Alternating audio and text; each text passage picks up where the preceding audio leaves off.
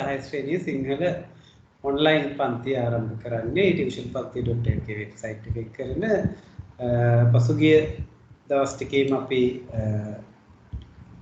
එක ශ්‍රේණිවල පුනරීක්ෂණ සම්මන්ත්‍රණත් එක්ක දිගටම එකතු වෙලා හිටියේ. අදත් පන්ති දෙකක සම්මන්ත්‍රණ මේ පන්තියට ඉස්සෙල්ලා කළා.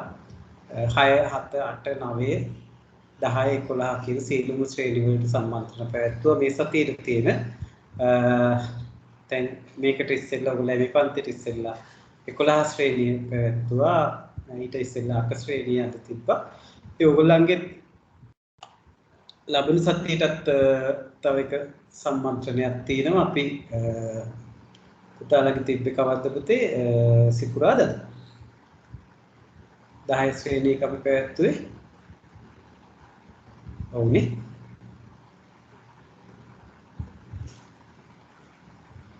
ඉන්නේ මතක නෑ නේද? ඔව් සර්. සිකුරාදා නේද? ලබන සිකුරාදාත් ඒකේ දෙවෙනි කොටස තියෙනවා.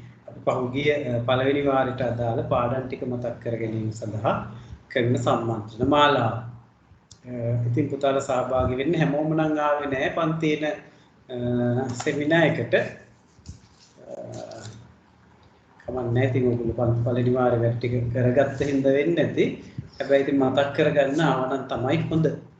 පන්තියේ හැමෝටම ඉන්න විදිහක් තිබෙන්නේ නැහැ. ඒක සමහර අය කිව්වා ඒක පාසල් වල පන්ති වැටලා තිබ්බ නේද ඔන්ලයින් ක්ලාසස් වැටලා තිබ්බ එක දේවල්.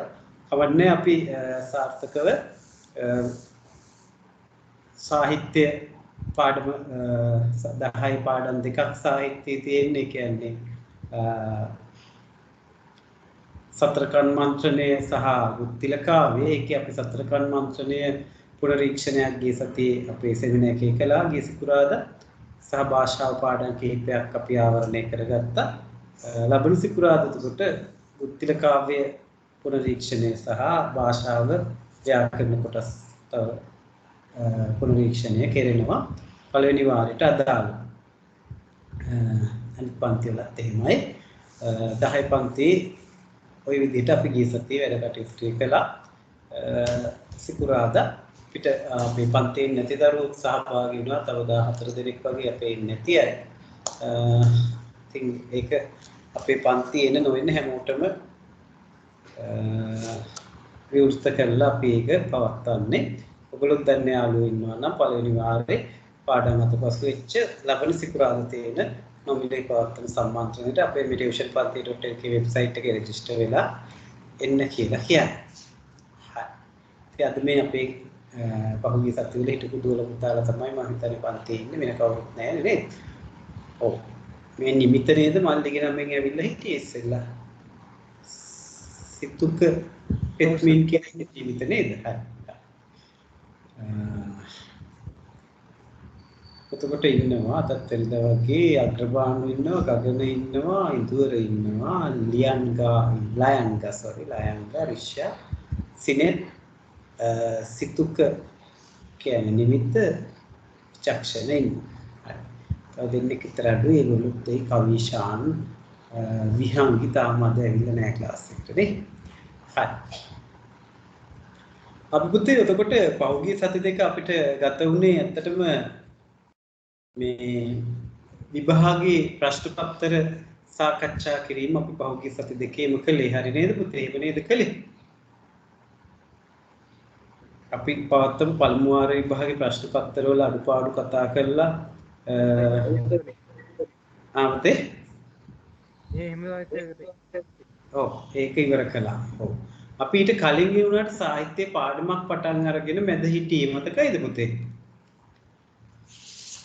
හානාහිය පානාණ්ඩ හැරෙන්දනේ අපි පටන් ගත්තා නේද? දැන් ඒ විභාගෙට පස්සේ සතියේ ඔව් අපි ඒක අවසන් කරගන්න ඕන. පුතාට මතකයිද අපි කවි කීයක් වගේ ඒකේ සාකච්ඡා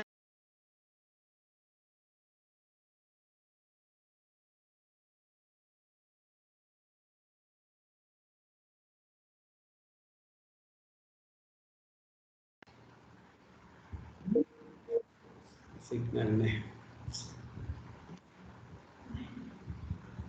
හරි පුතේ ඇයි නැතුව ගියා චුට්ටක් නේද පොඩි සිග්නල් ප්‍රශ්නයක් පොඩ්ඩක් තියෙනවා. දැන් හරි නේද පුතේ? ඇහෙනව නේද? ඇහෙනව නේද පුතාලට? දැන් ඇහෙනවා හිතමු. ඉස්සෙල්ලා චුට්ටක් නෙට්වර්ක් ප්‍රශ්නයක් පොඩ්ඩක් ආවා මම දැක්කා. හරි. එහෙනම් අපි පුතාලා පළවෙනි වාර විභාගයේ අපි තිබ්බා පුතාලට මතකයි. ඒකෙදි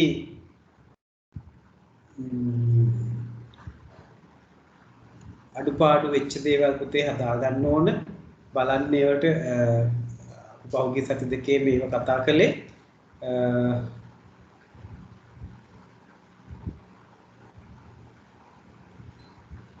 කවුද පුතේ මේ RP කියලා මේ පෙන්නන්නේ තව මම තව ලොගින් එකකින් ඉන්නවා. on hold කියලා තියෙන පුතේ කාගේද? හරිෂ්‍යගේනේ. දැක්කා. හරි. මම බැලුවා RP කියලා තියෙන්නේ මම මොකද ආයෙ තව තැනක ඉන්නවා. හරි. ඉතින් පුතේ විභාගයේ අඩුපාඩු ටික හදා ගන්න බලන්න. පෞගිය වාරේ පළවෙනි වාරේ පාඩම් වලින් විශේෂයෙන් තිබ්බ විභාගයේ පැය පහක විභාගයකට පළවෙනි වතාවට ඔයගොල්ලෝ මුහුණ දුන්නා. ඒකේ ඔයගොල්ලන්ගේ තිබ්බ අඩුපාඩු ටික හදා ගන්න. ඒ වෙනුවෙන් අපි ප්‍රශ්න පත්‍රේ පහුගිය සති දෙකක්ම කතා කළා, උත්තර කතා කළා. අඩුපාඩු හදා ගන්න අනිවාර්යයෙන්ම දෙවෙනි වාරේ අපි නැවත විභාගයක් පවත්වනවා. දැන් මේ ජූලි මාසෙදි පළවෙනි වාරට අදාළ දෙවෙනි වාරට අදාළ පාඩම් ටික අවසන් කරලා අගෝස්තු පළවෙනි හෝ දෙවෙනි සතියේ දෙවෙනි වාරේ පාඩම් සියල්ල ආවරණය වෙන පුනරීක්ෂණයකුත් කරලා විභාගෙ පවත්වනවා. එතකොට පුතාලට පාඩම් ටික නැවත මතක් කිරීමත් වෙන හින්දායි විභාගෙට ඉස්සෙල්ලා දැන් මේ පාර අපි පුනරීක්ෂණ සම්මන්ත්‍රණය ඇත්තටම කළේ මේ විභාගය ඉවර වෙලානේ. තාම පවත්වමින් යන්නේ. ඒක නෙමෙයි වඩා සුසු විභාගෙට ඉස්සෙල්ලා කරන එක. ඉතින් අපි ජූලි මාසෙදී අවසන් කරන දෙවෙනි වාරයෙන් පස්සේ අගෝස්තු මාසේ පුනරීක්ෂණ කරමු. දෙවෙනි වාරේ පුනරීක්ෂණත් කරලා මේ වගේ සම්මන්ත්‍රණ දෙකකින් වගේ විභාගයකුත් පවත්වමු දෙවෙනි වාරයට අදාළව. ඒගොල්ලෝ තව ටිකක් හුරු වෙනවා මේ පැය පහේ ප්‍රශ්න පත්‍ර වලට ලියන්නේ තියෙන එකේ ගැටලුවනේ තියෙන්නේ පුතේ. ඒක අපි හදාගමු. මේ වෙලාවට ලියන්න. ඒ අඩුපාඩු ඔයගොල්ලෝ දැක්ක වෙච්ච දේවල් විචාර තුනක් ලියන එකට එකක් ලියලා ගැටලු ඇතුනේ. තාම අපිට කාලය කළමනාකරණය කර ගැනීම අපහසුතාවය තියෙනවා. ඒක පොදු හැමෝටම තියෙන දෙයක්. මේකට හුරු වෙන්නේ නැතිකම හුරුනාට පස්සේ ඒක හරියයි. අපි එතකොට මෙන්න මේ දේවල් ටික හදා ගන්න ඕන කියන එක මතක තියාගන්න. අනිත් එක පාඩමක් අවසානයේ විචාර ලියන්න පුළුවන් තරම් පොත බලන් හරි කමන්නේ උදාහරණ අරගෙන ලියන්න. එහෙම ලියලා හුරු වුණාට පස්සේ ඔයාට ගැටලුවක් නැතුව සම්බන්ධ කියන්නේ ඊට පස්සේ විචාර ලිවීමේ අර හැකියාව ඇති වෙනවා. ඒ කියන්නේ ලියන එකට කරුණු ඔයාට එකතු කරගන්න පුළුවන් දිගට ලියනකොට. ඒකින්ද පෙළ පොතේ පාඩම ඇසුරෙන් භාෂාව හෝ සාහිත්‍ය දෙන පාඩම ඇසුරෙන් තියෙන ප්‍රශ්න වලට උත්තර ලියන්න. ඒ ලියලා ලිවීම කියන එක පුරු කරගන්න උත්තරයක් එතකොට කරුණු ඔයාට උකට මේ ලියන් යන්න ගියාම. හරි. ඉතින් මේ වෙලාවේ අපිත් එක්ක සත්මී කියලා දුවෙක් එකතු වුණා. සත්මී අලුතෙන් නේද පුතේ? කලින් අපේ පන්තියේ හිටියේ නෑ නේද? නෑ සර්. සත්මි කොහෙද? කොළඹද ගාල්ලද නුවරද කොහෙද කියන්නේ? කොළඹ. කොළඹ. කොහෙද ඉස්කෝලේ යන්නේ දුව? ආනන්ද බාලිකා. ආනන්ද බාලිකා. මේ රිෂ්යාගේ යාළුවා වෙන්නේ නැති නේද නේද? ඔව් සර්. එහෙනම් හරි. අපි දන්න දුවෙක් කෙනා. හරි. හොඳයි. පුතාට එදා සෙමිනාර් එකට එන්න හිටියා. එන්න බැරි වුණානේ ගිය සිකුරාදා තිබ්බ එකට. රිෂ්යාගේ වුණා මම හිතන්නේ. එදා පන්තියක් වුණා හරි වැටිලා එදා එන්න බැරි වුණානේ නේද? හරි. ලබන සිකුරාදාත් තියෙනවා. පුළුවන් නම් පුතා එන්න අපි පළවෙනි වාරේ පාඩම් ටික ආවරණය කරන භාෂාව සහ සාහිත්‍ය කොටස් දෙකම ආවරණය කරන සම්මන්ත්‍රණය සිකුරාදාත් තියෙනවා. ගිය සිකුරාදා තිබ්බ එකේ දෙවෙනි කොටස. හරි. එහෙනම් අපි සත්‍යවත් කොළඹ ආනන්ද බාලිකා විද්‍යාලයේ අපේ පන්තියට අපි එකතු කරගමු. දැන් පුතේ අපි මේ පහුගිය සතිවල තිබ්බේ පළවෙනි වාර විභාගයේ පවත්වලා අපි පහුගිය ඒවල ප්‍රශ්න පත්‍ර සාකච්ඡා කරලා උත්තර කතා කරලා ඒ කොටස් වල හිටියේ. ඉතින් අද ආපු එක හොඳයි දෝ. එතකොට දැන් අපි ඒ ටික ඉවරයි. අපි පහුගිය ඊටත් කලින් අපි පළමු වාර විභාගයටත් කලින් අපි සතියේ දැන් විභාගයෙන් පස්සේ සතියේනේ උත්තර පත්‍ර දීලානේ අපි කතා කළේ. පටන් ගත්තා මේ තුන්වෙනි පාඩම අහනාහියා පානාණ්ඩ හැරෙන්දනේ කරාට අපි ඊට කලින් වැද්දේගමත් කරලා තිබ්බේ. චුට්ටක් කවිම පාඩම් හින්දා අපි ගුත්තිල කාව්‍යයෙන් පස්සේ තවත් කවි ගොඩක් එකතු කරගන්න නැතුව වැද්දේගමට ගියා. මොකද ළමයි ගුත්තිල කාව්වේ කවි 30 ගානක් පාඩම් කරලා මහන්සි වෙලා ඉන්න වෙලාවෙ හින්දා මම ඊට වඩා තව කවි ගොඩ ගහන්න ගියේ නෑ. දැන් ඕන වෙලාවක ඇහුවොත් මෙතන ඉන්න ඕන කෙනෙක් මම දන්නවා අපේ කලින් පන්තියේ හිටපු අය ගුත්තිල කාර්යයේ ඕන කවියක් කටපාඩමින් කියනවා. එහෙම නේද? කවි ටික පාඩම් නේද පුතේ ගුත්තිලේ? ඒකට කවුරුත් උත්තර දෙන්නේ නැහැ. අග්‍රබාලු කවි කීයක් පාඩම්ද ගුත්තිල කාර්යයේ? අවශ්‍ය 6ක් තියෙනවා පාඩම්. තව 6ක් තියෙනවා. පිහංගි කවි කීයක් පාඩම්ද පුතේ? තවස 5ක් විතර පාඩම් කරන්න තියෙනවා. 5ක් විතර තියෙනවා නේ. එතකොට සිනෙත් කවි කීයක් පාඩම්ද පුතේ?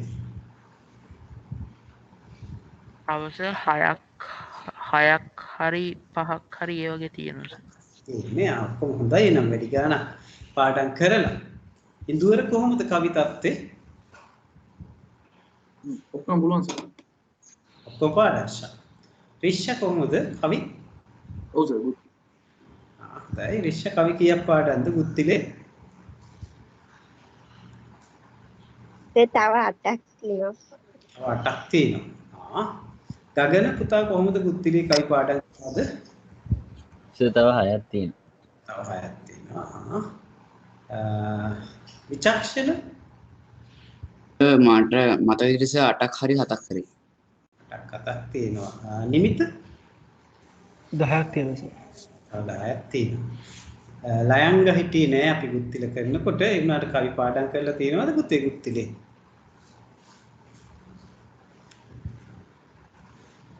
ඔක්කොම කරලා නැහැ සර්.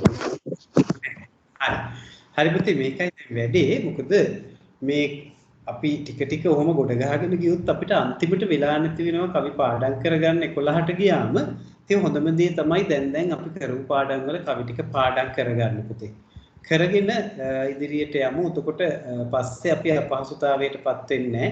මම අර ඔයගලන්ට ඒ ගැප් එකකුත් තිබ්බේ දෙවෙනි පාඩමේ ගුත්තිලේ කවි ගොඩක් ඉඳලා ආයේ තුන්වෙනි එක එතෙන්ට නොදා බැද්දේගමට ගියෙත් ඒකයි මේ පාඩම් කරගන්න ඕනින්ද අපි භාෂා පාඩමුත් යන අතරේ මේ විචාර ලියන්න පුතේ. නැත්තම් කවි ටික අපිට පාඩම් නැතුව විචාර ලියා ගන්න බැරි වෙනවා. අනිත් එක සාහිත්‍ය ප්‍රශ්න පත්‍රේ පුතා දකින්න නැතිනේ පද දෙකක් දීලා ඉතුරු පද දෙක සම්පූර්ණ කරන්න කියලා මුත්තිලෙන් කවියක් එනවමයි අර පළමුවෙනි හෝ දෙවෙනි ප්‍රශ්නෙට.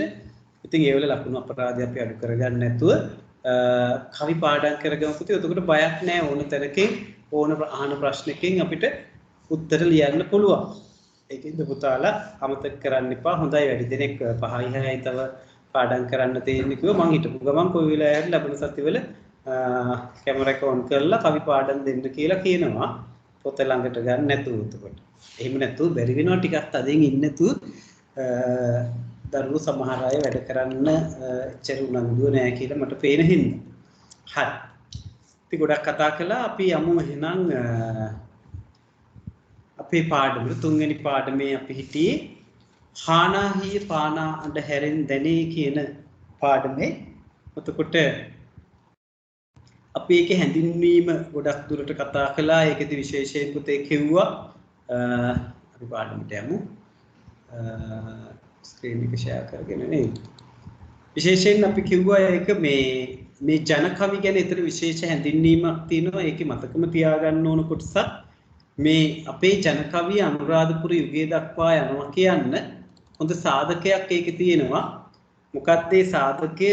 ඒකේ අර හැඳින්වීම දෙවෙනි ඡේදකයේන මේ අනුරාධපුර යුගයේ ලියවිච්ච සංයුත්ත නිකායට කතාව වන පරමාර්ථ ජෝතිකාවේ එන පාඨයක අදහස තියෙනවා පාඨයක් කියන්නේ ඒකේ යෙදුමක තියෙන ප්‍රකාශයක තියෙනවා මෙහිම මග අසබඩ කෙතක් රකිනා සිංහල කාන්තාවක මග අසබඩ කෙතක් රකිනා සිංහල කාන්තාවක ජාති ජරා ව්‍යාධි මරණ මෙන්න මේක ආදී පිළිබඳ සිංහල බසින් කී ගීයක් අසා සංඝ සැටනමක් රහත් වූහ කියලා. මග අසබඩ කියන්නේ පාරක් අයිනේ කුඹුරක් රකින සිංහල කාන්තාවක් ජාති ජරා මරණ කියන ගැන සිංහල බසින් කියපු ගීතයක් අහලා ඒ අසලින් ගියේ මේ සැටනමක් භික්ෂූන් වහන්සේලා රහත් වුණා කියලා අපේ පැරණි පොතක් කරන අනුරාධපුර යුගයේ ලියවිච්ච සුත්ත නිපාත අට කතාවන පරමාර්ථ ජෝතිකාවේ එන පාඨයක ඔහොම තියෙනවා කියලා විශේෂයෙන් මේ පාඩමට හඳුන්වන ඕක පුතේ O level විභාගෙදී ඔය කෙටි ප්‍රශ්න වලට අහලා තිබ්බා. පළවෙනි ප්‍රශ්නෙට දෙවෙනි ප්‍රශ්නෙට අහපු අවස්ථාව ගොඩයි අපේ ජනකවි ඉතිහාසය ගැන කියවෙන පැරණිම මූලාශ්‍රය මොකක්ද කියලා අහලා තිබ්බා. තිවාර විභාගවලත් අනිවාර්යයෙන් එනවා මේකම ප්‍රශ්න ටිකනේ පුතේ ඊට මෙහෙට දාන්න ඒකින්ද මතක තියාගන්න ඕන මේ පාඩමේ ප්‍රධාන වශයෙන් ජනකවිය ගැන කියනකොට අපේ ජනකවියේ අනුරාධපුරයේ දක්වා විහිදෙනවා කියන හොඳ උදාහරණයක් එතන කියනවා. ඒ විභාගෙට අහනවා ඒකින්ද කියනවා වගේම ඉතින් මේ හානාහිය පානාණ්ඩ හැරෙන් දැනේ කියන්නේ ජනකවි වලත් මේ උපදේශාත්මක ජනකවි කියලා අපි හඳුන්වන උපදෙස් දෙන්න නම කියපු කවි ඇත්තටම අපිට තිබ්බේ මේකේ. එතකොට මේකෙදී අපේ මේ ජනකවිය කිව්වාම කටින් කට පැතිරගෙන ආපු කවිය තමයි ඒකත් විවිධ කර්මාන්ත අනුව ගොයම් කවි, නෙළුම් කවි, කුරක්කම් කවි, පැල් කවි, කමත් කවි කියලා ජනකවිය විවිධ තැන්වල කෘෂිකර්මාන්තයේදී සීසෑම වැපිරීම, පැලනෙළුම, ගොයම් කැපීම, මැඩවීම වගේ කටයුතුත් එක්ක අපිට ජනකවිය හරි සම්බන්ධයි. එතකොට මේ කවිවල පතල් කවි, ගැල් කවි, බඹර කවි, පාරු කවි, සෙල්ලම්, කිලි සෙල්ලම් වලදී කියන කවි විශේෂයෙන් ගොඩාක් අපිට ජනකවි වල හඳුනා ගන්න පුළුවන්. ඒකෙදිත් මේ කුඹුරු ගොවිතැන ආශ්‍රිතව විශේෂයෙන්ම කෘෂිකර්මාන්තය ආශ්‍රිතව කවි ගොඩාක් නිර්මාණය වෙලා තියෙනවා. ඉතින් අපේ කවියා මේවා තමන්ගේ අත්දැකීම් විශේෂයෙන් ආදරය, ප්‍රේමය වගේ දේවල් ප්‍රකාශ කරන්න කවිය යොදාගත්තා. විවේකයේ සතුටින් විනෝදයෙන් ගත කරන්න තේරවිලි වගේ කවි යොදාගත්තා. ඉතින් ගොඩාක් දේවල් මේ කවියත් එක්ක බැඳිච්ච සමාජයක අපි හිටියේ ඇතතියි. එතකොට ඒ වගේම අර අන්ධහැර පානේවා ඉතාම ලස්සනයි. කමතේදී කවිය විශේෂයෙන්ම අන්ධහැර පෑම් සිද්ධ කළා. අර කම්මැලි වෙන ගවයන්ම නැත්තම් අර ගෝන් කණුවේ බැඳලා තියෙන කමතේ ගොයම් පාගන අම්බරුවන් දිරිමත් කළෙත් අන්ධහැර පාල. ඉතින් ලස්සන අන්ධහැර පෑම් අපිට ගීතවල එහෙමත් හම්බුණා පසුගිය කාලේ. මේ අපි ජනකවි කරන හින්දා මට හිතුණා පොඩි අන්ධහැර පෑමක් එක්ක තියෙන ගීතයක් ඕගොල්ලෝ එක්ක රස විඳින්න මම මේ පහුගිය සම්මන්ත්‍රණ වලට අර කරුණු හොයනකොට 7 ශ්‍රේණිය වෙරෙන් කෙලින්ම අපිට තියෙනවනේ අර ඔයිරයිරේ ඔයිරාමා කියලා පාඩමක්. අන්න ඒ පාඩම කරන්න ඕන වෙලාවේ අන්ධහැර පෑමක් හොයනකොට අර සමන් ලෙනින් මහත්මයාගේ ලස්සන අන්ධහැරයක් හම්බුණා. ඉතින් මට හිතුණා මේ අපි ජනකවි කරන හින්දා ඕගොල්ලන්ට චුට්ටක් අන්ධහැර පෑමක් දැම්මොත් හොඳයි කියලා පාඩම අපි ජනකවි කරන හින්දා ජනකවියේ උපදේශාත්මක ජනකවිනේ කරන්නේ. මේ අර අන්ධහැරේ අමුතුවෙන් එකතු කරලා තියෙන්නේ එකට අර සිරිපැරකුම් චිත්‍රපටයේ තියෙන ගීතෙට අන්ධහැරේකට එකතු කරලා තියෙනවා. අම්බරු කියන ගීතය අපි ජනකවි උපදේශාත්මක ජනකවි මේ කරන්නේ. ඒකට ගීතයක් චුට්ටක් රස විඳින්න පන්ති නේද?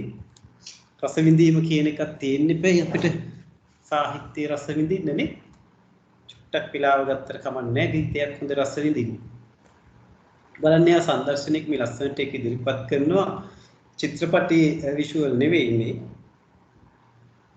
ගීතය සංදර්ශනයක ඉතාම ලස්සනට ඉදිරිපත් කරනවා. අර ලස්සන ජනකවි කියන ගායනා කරන සමන් ලෙනින් කියලා ගායකයෙක් ඉන්නවා.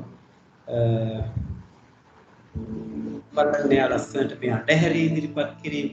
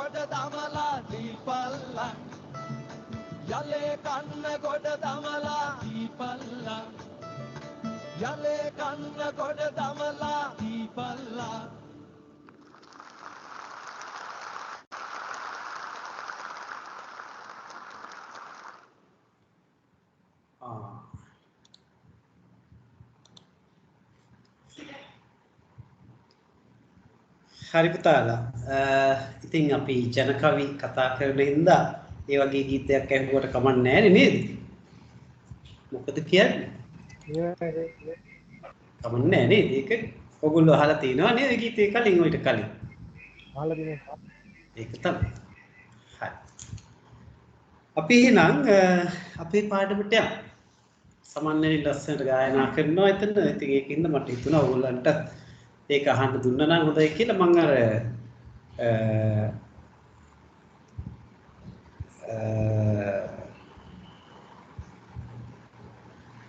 ඕගොල්ලන්ට දුන්නේ එකයි මම ඇත්තට හතේ සෙමිනාර් එකටයි ওই ගීතේ ඉදිරිපත් කළේ. ඉදුවර අහනවා සර් අපිට කරන්ට් එක ගියා රෙකෝඩින් එක දාන්න පුළුවන්ද කියලා. ඉදුවර නැද්ද පන්ති අපි? මම ඉන්න සර් හොට්ස්පොට් වලින් ඉන්නේ සර් වැඩි වෙලාවක් ඉන්න බැරි වේවි. ඇත්ත. හරි පුතේ රෙකෝඩින් දාලා තියෙන්නේ මම. අද රැට නැත්තම් හෙට උදේ වෙද්දි මම අප්ලෝඩ් කරන්නම් පුතේ රෙකෝඩින් එක. හරි. thank you sir. ගාලට කරන්ට් එක නැද්ද? හරි. පුළුවන් තරම් වෙලා ඉන්න පුතේ බැරි වුණොත් අයින් වෙන්න මේ අයින් වුණොත් මේ හෙට රෙකෝඩින් එක බලන්න. අපි හැම සතියෙම කොහොමද පුතේ රෙකෝඩින් දානවා ඔයගොල්ලොත් මතක් කරන්න නිකන් හරි මට රෙකෝඩින් දාන්න අමතක වුණොත් මොකද පන්තියට සහභාගී වෙන්න අමතක වෙන අයට බැරි වෙන අයට තියෙන දෙනාට ප්‍රයෝජනවත් වෙනවනේ. කවිෂාන්නේ අද කොහොමද පන්තියේනේ. හරි. උන් කවුරුහරි මොනවා හරි එකක් තියෙනවා ඉතින්. හරි පුතේ අපි යමු එහෙනම් උපදේශාත්මක ජනකවි වල අපි හිටියේ මේ පානා හිය පානා අඳුරින් දැනේ කියන අඳුරේකුත් අපි අහන්න උවමනා වුණේ අන්නේ පාඩමේ මාතෘකාවත් එක්ක අර මුලින් ලස්සනට අඳුරේ තමයි යා පෑවේ කවුද සමන්ලෙලින් කියන්නේ අපේ දක්ෂ ජන ගායකයෙක් ජන කවි ගායනයේ සහ ගීත මේ කාලෙ වෙද්දී පරිවේශනාත්මක ගීත ගොඩක් ගායනා කරන කෙනෙක් විශ්වවිද්‍යාල අධ්‍යාපනයෙන් පස්සේ ගායනයේ විශිෂ්ට දක්ෂයෙක් දැනට වසර ගණනාවක් තිස්සේ ඔහුගේ හඬ ඉතාම ප්‍රබලයි දැක්කනේ අර ඇදපු ඇදින්න නේද තව වෙනස් වෙනස් සිදියේ ගීත ගායනා කරන කෙනෙක් අර මෑතක ජනප්‍රිය වුණේ ඔහුගේ ගීතයක් මොකක්ද අර අද සමන්ලෙනින්ගේ අර අමුඩේ කතාව තියෙන ගීතේ නේද රසවත් ගීතයක් තිබ්බේ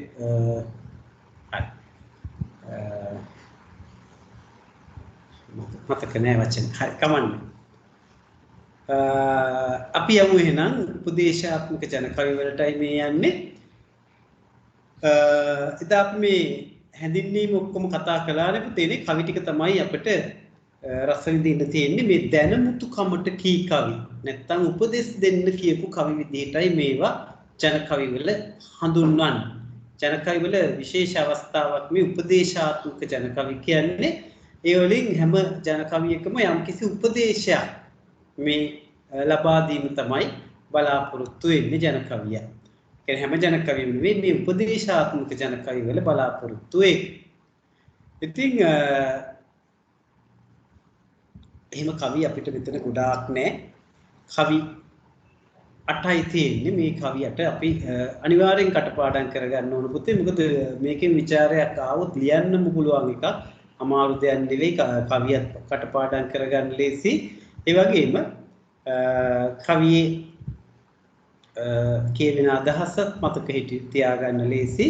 අපි මේ කවි ටිකත් අපි එදා රස විඳ මෙතන ඇහුවා නේද පුතේ මේ කවි ටික අපි අහන්න සැලැස්සුවා නේද? අර ගත්ත එකකින් මම හිතන්නේ අපි කවියෙන් කවියට ඇහුවානේ. ඔව්.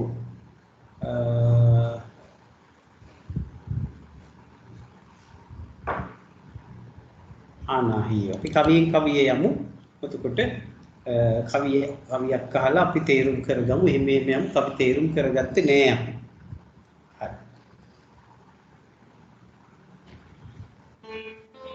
කිසියම් භාෂාවක් හා බැඳුණු සාහිත්‍ය ඒ භාෂාව දිගු ඉතිහාසයක් ඇති සාහිත්‍ය ලියවීම විනෝදය හඳුනීම විවාහ පූර්ණ වාක්මාල ඔන්චිල්ලාව ඕනෑම වයසක පසු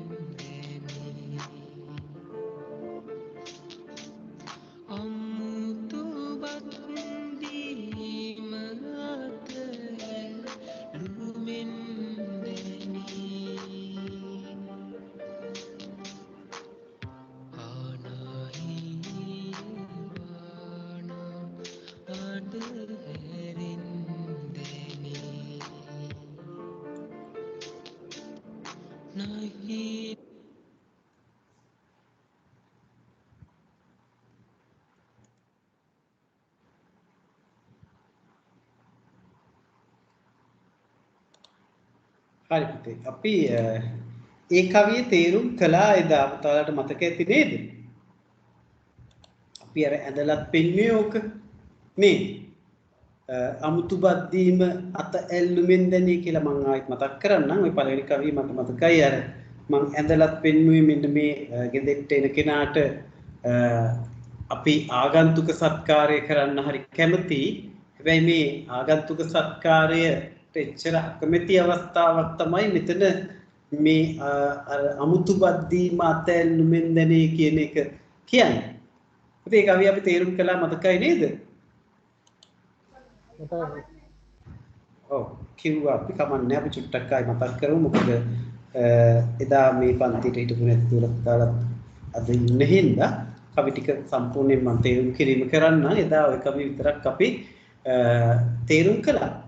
දැන් ගත්තොත් එහෙම බලන්න පළවෙනි පදේ කියනවා ගසට කෙට්ටුම ගස මුල පෑයුමෙන් දැනේ මිනිහා නොමිනිහා යන කඩිසරෙන් දැනේ අමුතු බද්දීම අත ඇල්ලුමෙන් දැනේ කානාහිය පානා අඩ හැරෙන් දැනේ කියන. උතර පුතේ එතෙන්දී අපි කිව්වා මේ ගසට කෙට්ටුම ගස මුල පෑයුමෙන් දැනේ ගහේ ශක්තිමත් බව මුල් කොච්චර හොඳට විහිදිලා තියෙනවද නේද? කියන එක විශේෂයෙන් ගහ මුල පාදලා බැලුවාම ආයි කපලා බලන් දෙයක් නැහැ මුල පෑදුවාම තේරෙනවා. ඉතින් මේ මිනිහා නොමිනිහා යන කඩිසරෙන් කියන්නේ මෙතන හැසිරීමෙන් පුතේ. කඩිසර බව කියන්නේ මේ දුවලා පැනලා වැඩ කරනවා කියන එක නෙවෙයි මේ මිනිස්යාගේ හැසිරීමේ මිනිස්යා හොඳ යහපත් කෙනෙක්ද නැත්නම් අයහපත් කෙනෙක්ද කියලා අපිට පේනවා. එතකොට මේ ඊළඟ එක තමයි අර කියන්නේ අමුතු බද්දීම අතැල්ලුමින් දැනි. ඔන්න ඔතෙන්දි තමයි අපි කිව්වේ තේරුම් කරගන්න ඕන වැඩේ. ඒ සාමාන්‍යයෙන් ගෙදෙට්ට ආගන්තුකෙක් ආවම පිටින් කෙනෙක් ආවම අපි දහවල් කාලේ වගේ නම් එන්නේ. යා දවල් 10ට 11ට වගේ ගෙදෙට්ට ආවන සාමාන්‍ය අපේ සිරිත තමයි ආපු ගමම්ම කියනවා. මේ අද දවල්ට කෑම ටිකක් කාලම යන්න ඕන අපේ දිහෙන්. එහෙමයි සාමාන්‍යයෙන් ආගන්තුකයාට සලකන්නේ. හැබැයි මේ කියන්නේ එහෙම කියපු කෙනෙක් නෙවෙයි. එහෙම නොකියන සමහර අය මෙයාව තියාගන්න එක කරදරයක් වගේ නැත්නම් තමන්ගේ වැඩ කටයුතු වලට බාධාවක් වගේ නම් එහෙම කියන්නේ නැහැ. එහෙනම් නොකිය මුකුත් ඉඳලා එයා ගෙදරින් එළියට බහින්න හදන වෙලාවේ නේ එළියට බහලා යන්න හදන වෙලාවේ දැන් දවල් 12 මාටකට විතර එයා යන්න හදනවා නේ උන්න අර පඩියෙන් එළියට බහින බෑලා යන්න හදනකොට පිටිපස්සෙන් ඇවිල්ලා ගෙදර මිනිස්සයා ගෙහිමියා වෙන්න පුළුවන් මේ මෙන්න මේම අතේ වැලමිට හරියෙන් මෙහින් අල්ලන්න මේ කැමර ටිකක් කාලේ යන්න ඔය යන්නද හදන්නේ කියලා අහනවා හරි එතකොට ඒ හරිය වැලමිටින් එල්ලුවල පුතේ අත ගසලා දාලා කියන්නේ ඇදගෙන යන්න පුළුවන් අල්ලනවා නම් මෙන්න මේ මැණික් කටුව හරිය මෙහෙන්නේ අල්ලන්න ඕන එතකොට තද කරලා අල්ල ගන්න පුළුවන් මේ අල්ලන විදිහින්ම තේරෙනවා මේ අමුත්තට නැත්තම් ආගන්තුකයට මේ ඇත්තට ඉන්න කියලා නෙවෙයි කියන්නේ යන්න යන කෙනාගේ වැලමිටෙන් අල්ලනවා කියන්නේ යන්න පුළුවන් කියන එක යාට නේද අමුතු බද්දීම අත ඇල්ලුමින් දැනේ කියලා කියන්නේ යන්නේ එකයි මේ බොරුවට නිකන් යන්න හදන වෙලාවේ ඉන්න ඕන නම් ඉන්න කියන්නේ ආපු වෙලාවෙමයි කියන්නේ කැම ටිකක් කාලේ යන්න ඉන්න කියලා දවල්ට හරි රෑ නම් වෙන්නේ නැහැ ඩොයක් වෙලාවට දවල් කියලා හිතමු අපි මෙන්න මේ අමුතු බද්දීම අත ඇල්ලුමින් දැනේ අල්ලන විදියෙන් තේරෙනවා මේ අමුතු බතක් මේ කෑමකට නෙවෙයි නිකන් බොරුවට මේ යන්න දීලා කියන්නේ කියන එක තේරෙනවා. ඉතින් මේව ජනකවියට හොඳට තේරිච්ච දේවල්. මොකද ඒගොල්ලෝ හරි ජනකවියෝ කියන්නේ දුප්පත් අහිංසක මිනිස්සු මේගොල්ලෝ සාමාන්‍ය ගැමියෝ ඒගොල්ලෝ හරියට ආගන්තුක සත්කාරයට මිනිස්සුන්ට සලකන්න හරි කැමති. එහෙම නොසලකන කෙනාව ඒගොල්ලන්ට ටක් ගාලා අඳුර ගන්නත් පුළුවන්. අන්න ඒකයි මේ කියන්නේ මිනිස්සුන්ගේ හැසිරීමෙන් අයව හඳුන ගන්න පුළුවන්.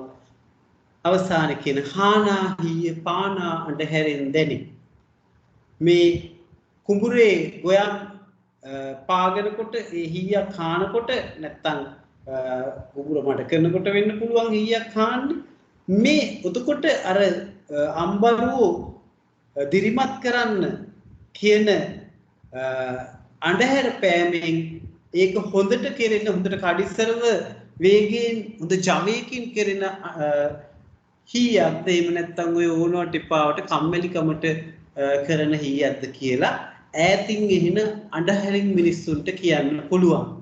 ඒතර ජවයෙන් ශක්තියෙන් නම් හොඳට කෑ ගාලා අර සමන් ලෙනින් අඬහැර පෑවා වගේ නේද? අන්න එහෙම තමයි අඬහැරි පාන්නේ නම්.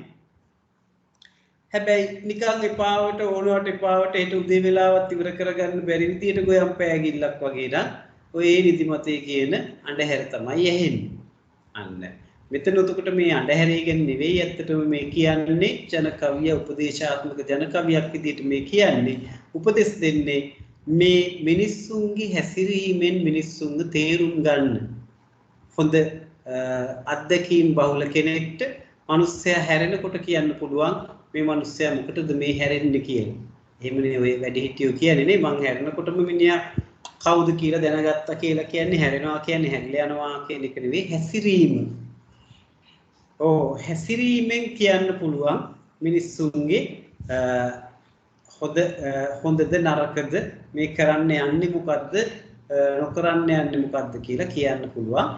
ඉතින් මේ උපදේශාත්මක ජන කවි කියන්නේ යන්නේ එකයි අත්දැකීම් එක්ක මිනිස්සුන්ට මේ දේවල් තේරුම් ගන්න පුළුවන්. තමන්ගේ ජීවිත කාලෙම ලබන අත්දැකීම් වයසින් මුහුකුරා යනවා කියන්නේ ඒකයි. මේ බාල බොළඳ අයට ඒක තේරෙනවා අඩුයි. වයසින් මුහුකුරායත් මැදිවියට එනකොට ගොඩක් වෙලාවට අත්දැකීම් බහුල වුණාම ජීවිතේ තේරුම් ගන්න පුළුවන්. හරි. ඒකයි මේ උපදෙස් දෙන්නේ. Excuse me, sir. ඔබ කියන්නේ. ආයමත් මේ කවියේ පළවෙනි පදේ චුට්ටකට මේ පැහැදිලි කරනවා සර්. මට හරියට තේරුම් ගියා සර්. ගසට කෙටුම ගස මුල පෑයුමෙන් දැනේ. ඒ කියන්නේ ගහ කපන්නම ඕනේ කොටලා ගහේ ශක්තිමත් එකක්ද කියලා බලන්න මුල චුට්ටක් පාදලා බැලුවාම මේක හොඳ ශක්තිමත් ගහක් කියලා ගොවියට ගැමියට මේ කුෂිකර්මාන්තයත් එක්ක වැදිච්ච කෙනාට තේරෙනවා අත්දැකීම් බහුල කෙනාට. අන්න ඒකයි කියන්නේ ගසට කෙටුම ගස මුල පෑයුමෙන්. ගස ශක්තිමත් ගහක් මේක කපනවාද නැද්ද කියන එක නැත්තම් දැන් මෝරලද ගහ කියන එක ගහේ මුල පාදලා ටිකක් බැලුවාම කියන්න පුළුවන් මිනිහා නොමිනිහා යන කඩිසරින් මිනිස්සයා හොඳ කෙනෙක්ද යහපත් කෙනෙක්ද අයහපත් කෙනෙක්ද කියලා ඔහුගේ හැසිරීමෙන් කියන්න පුළුවන්. තුන්වෙනි පදේ කිව්වා මේ ආගන්තුක සත්කාරයේදී මේ ඉන්න කියනවද නැත්තම් ගියාට කමක් නැද්ද කියලා ඔහුගේ හැසිරීමෙන් කියන්න පුළුවන්. අමුතු බද්දී මත ඇල්ලුමෙන් දැනේ. හානාහිය පානා අන්ධහැරෙන් දැනේ. අන්ධහැර පෑම අනුව ඒක හොඳට ජවයෙන් ශක්තියෙන් කරන අන්ධහැරයක් මේ හැමක්ද නැත්තම් ගොයම් පෑගීමක්ද කුඹුර හානවද ඒක ශක්තිය ජවය ගැන ඒ අන්ධහැර පෑම තුලින් අපිට කියන්න පුළුවන් කියලා කියන්නේ අත්දැකීම් වලින් මිනිස්සුන්ට මේ මිනිස්සුන්ගේ හැසිරීමෙන් දේවල් තේරුම් ගන්න පුළුවන් කියන එක තමයි දෙන උපදේශය. හරි නේද පුතේ? හරි සර් thank you sir. හරි ඕකේ අපි එහෙනම් දෙවනි කවියත් අහලා දෙවනි කවිය විස්තර කරගමු. අපි දෙවනි කවිය නම් කොහොමත් විස්තර කළේ නෑ. අපි බලමු දෙවනි කවියත් නහින දෙහින.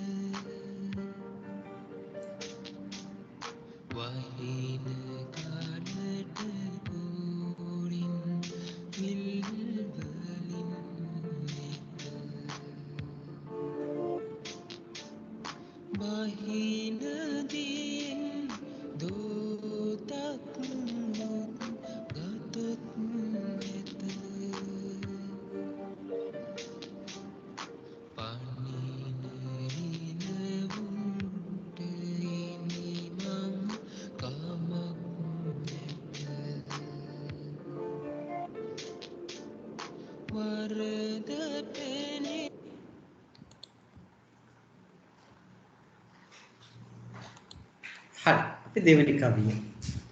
නහින දෙහින කාලෙට පින් කෙරුම යුත වහින කලට කූරින් නිල්වලින් නැත.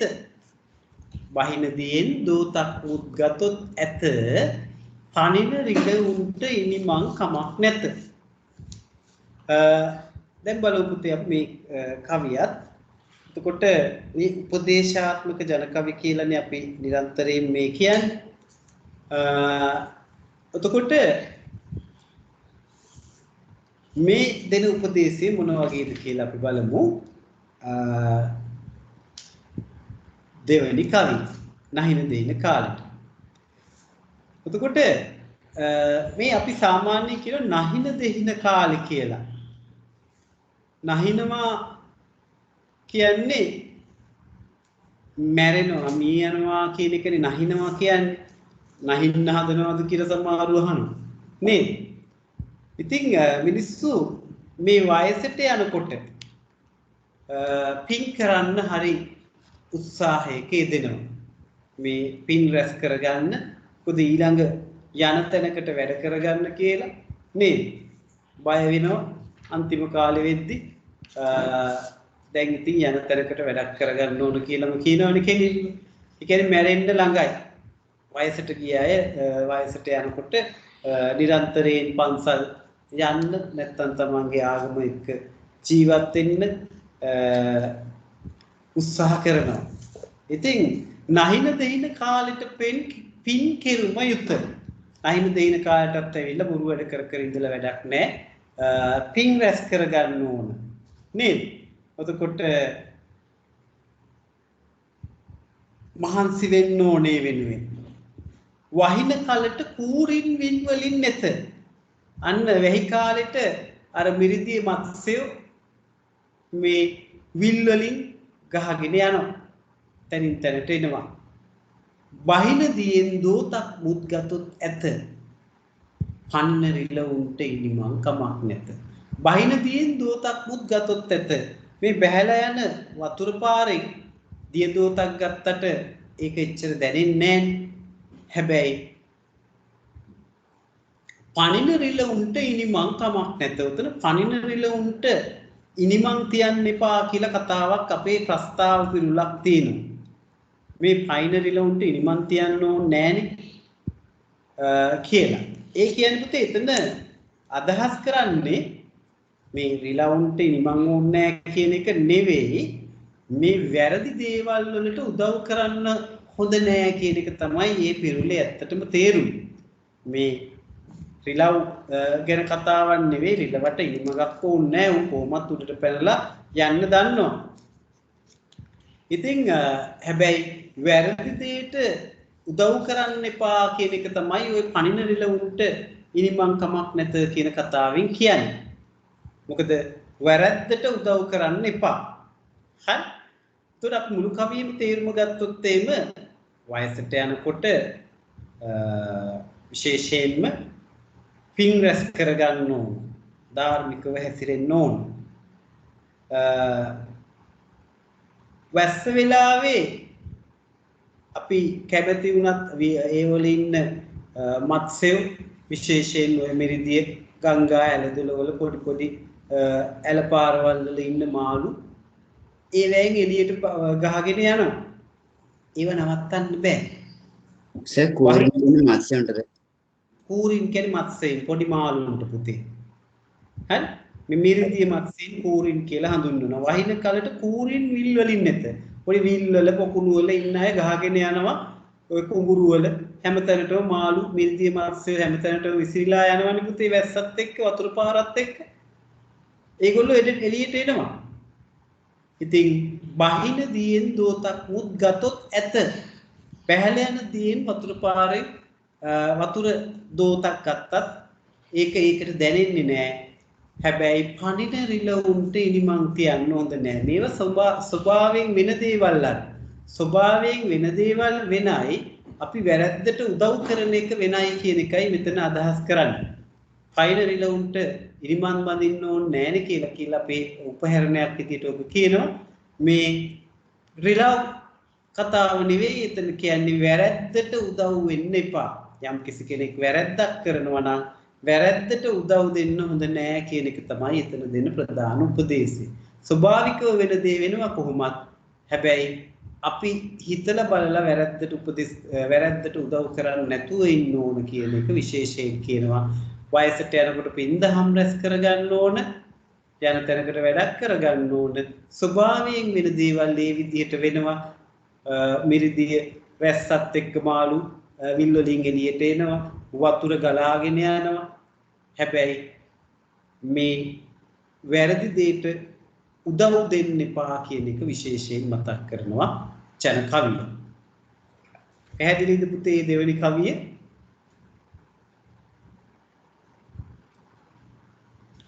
විශේෂයෙන් ජන කවිය මේ ආගම දහමට බැඳිච්ච මිනිස්සු ගැන කතා කරනවා. ආගම දහමත් එක්ක යන්න ඕන. අපේ ඔය කෘෂිකර්මාන්තයත් එක්ක විශේෂයෙන් බෞද්ධ ආගම බැඳිලා තිබ්බේ. මේ වැවයි දාගබයි ගමයි පන්සලයි කියලා එදා හැඳින්වුවේ. මේ එකට ඓන්ද්‍රියෝ බැඳිච්ච සම්බන්ධතාවයක් තිබ්බේ. වැවක් කාරණකොට ඒ වැවේ පස් වලින් චෛත්‍යයක් ගොඩනගනවා. චෛත්‍යයක් විතරක් තිබිලා වැඩක් නැති ඉඳෙතෙන්ට පන්සලකුත් හදනවා. පන්සල විතරක් තිබිලා වැඩක් නැහැ. හාමුදුරුවෝ වඩම්මනවා. හාමුදුරුවෝ එතන ඉන්නවා. එතකොට ඒ වැවේ ආශ්‍රිතව ගම්මානයක් නිර්මාණය වෙනවා. වැවේ වතුරෙන් කෘෂිකර්මාන්තයේදී අන්නේ කෘෂිකර්මාන්තයේ යෙදිච්ච ගම්වැසියොත් එක්ක හාමුදුරුවන්ගේ උපදෙස් මත විශේෂයෙන් ගමේ පන්සලේ හාමුදුරුවන්ගේ උපදෙස් එක්ක තමයි ඕන් කටයුතු කරන්නේ ඒකත් එක්ක බැඳිච්ච සංස්කෘතියක් අපිට තිබ්බේ.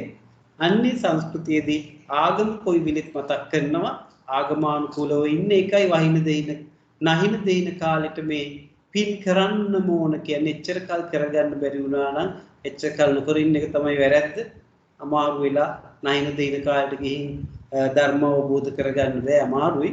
තරුණ කාලේ මේකට පෙළඹෙන්න ඕනේ. ඉතින් කොහොම හරි අඩු ගානේ ඒ කාලෙවත් ඒ සඳහා මහන්සි වෙන්න උත්සාහ කරන්න කියන එක තමයි මේ විශේෂයෙන්ම කියන්නේ. විනාඩියක් දෙන්න පුතේ.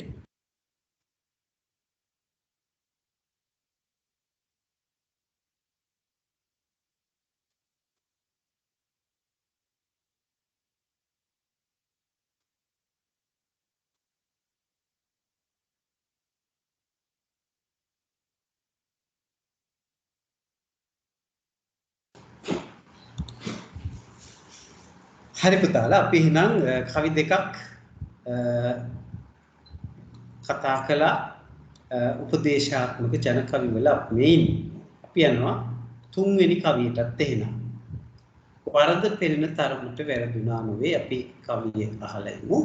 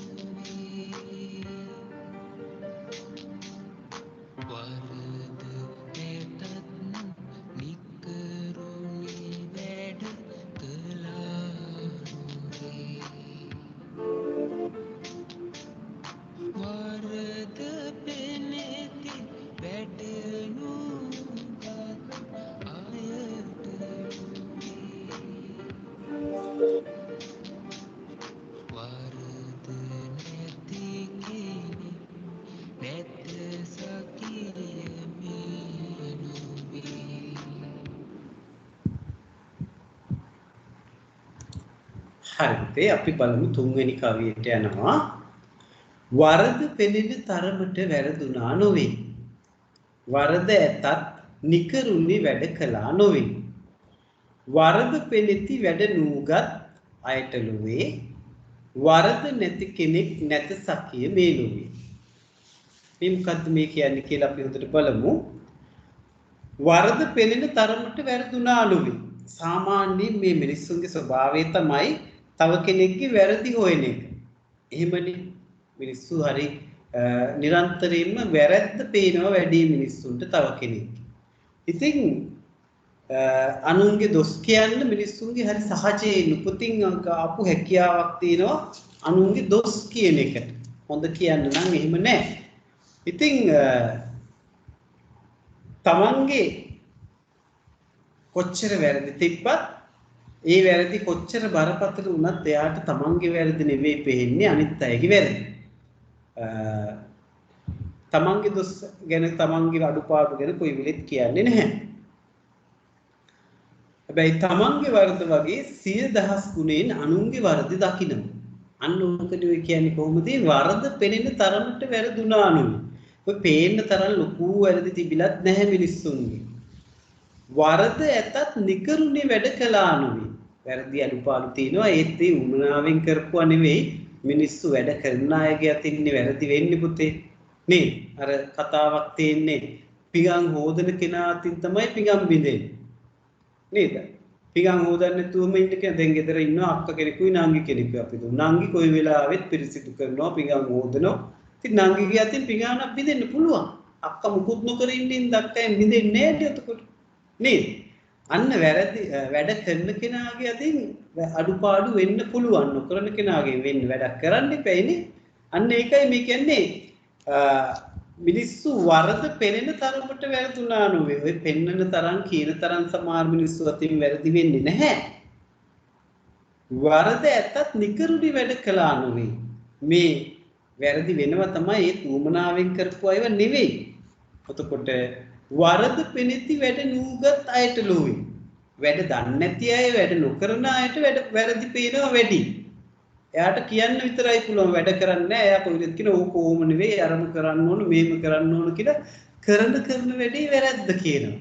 හැබැයි එයා කරන්නේ එයා බොරුවට කියවින්න විතරයි තියෙන්නේ. එතකොට වරද පෙනිති වැඩ නූගත් අයට ලුවේ. නූගත් අයට තමයි වැරදි වැඩියෙන් පේන්නේ. උගත් අය දන්නවා මේක කරන්න ගියාම තියෙන අපහසුතාවය. අවසාන කියනවා වරද නැති කෙනෙක් නැත සතිය මේ ලුවේ. සතිය කියන්නේ අහලුවා කියන එකනේ. වරදක් නැති කෙනෙක් මේ ලෝකෙ කොහෙවත් නැහැ. හැමෝගෙම යම් පොඩි හරි අඩුපාඩු තියෙනවා. නැත්තම් මේ අරහත් භාවයටපත් වෙච්ච මිනිස්සෙක් වෙන්න ඉපේ කිසිදු වැරැද්දක් ඇති නොවෙන්න නේද? සියලු තුන් කල් දකින්න පුළුවන්. එහෙම අය නෑනේ මේ පුත්තජන මිනිස්සු විදියට. ඒ අයගේ අතින් වැරදි අඩුපාඩු වෙනවා. ඒකින්ද වරද නැති කෙනෙක් නැත සකිය මේ ලෝකෙ. වැරද්දක් නැති කෙනෙක් ලෝකේ නෑ. හැමෝ අතින්ම පුංචි හරි අඩුපාඩු අතපසු වීම වැරදි වෙන්න පුළුවන්.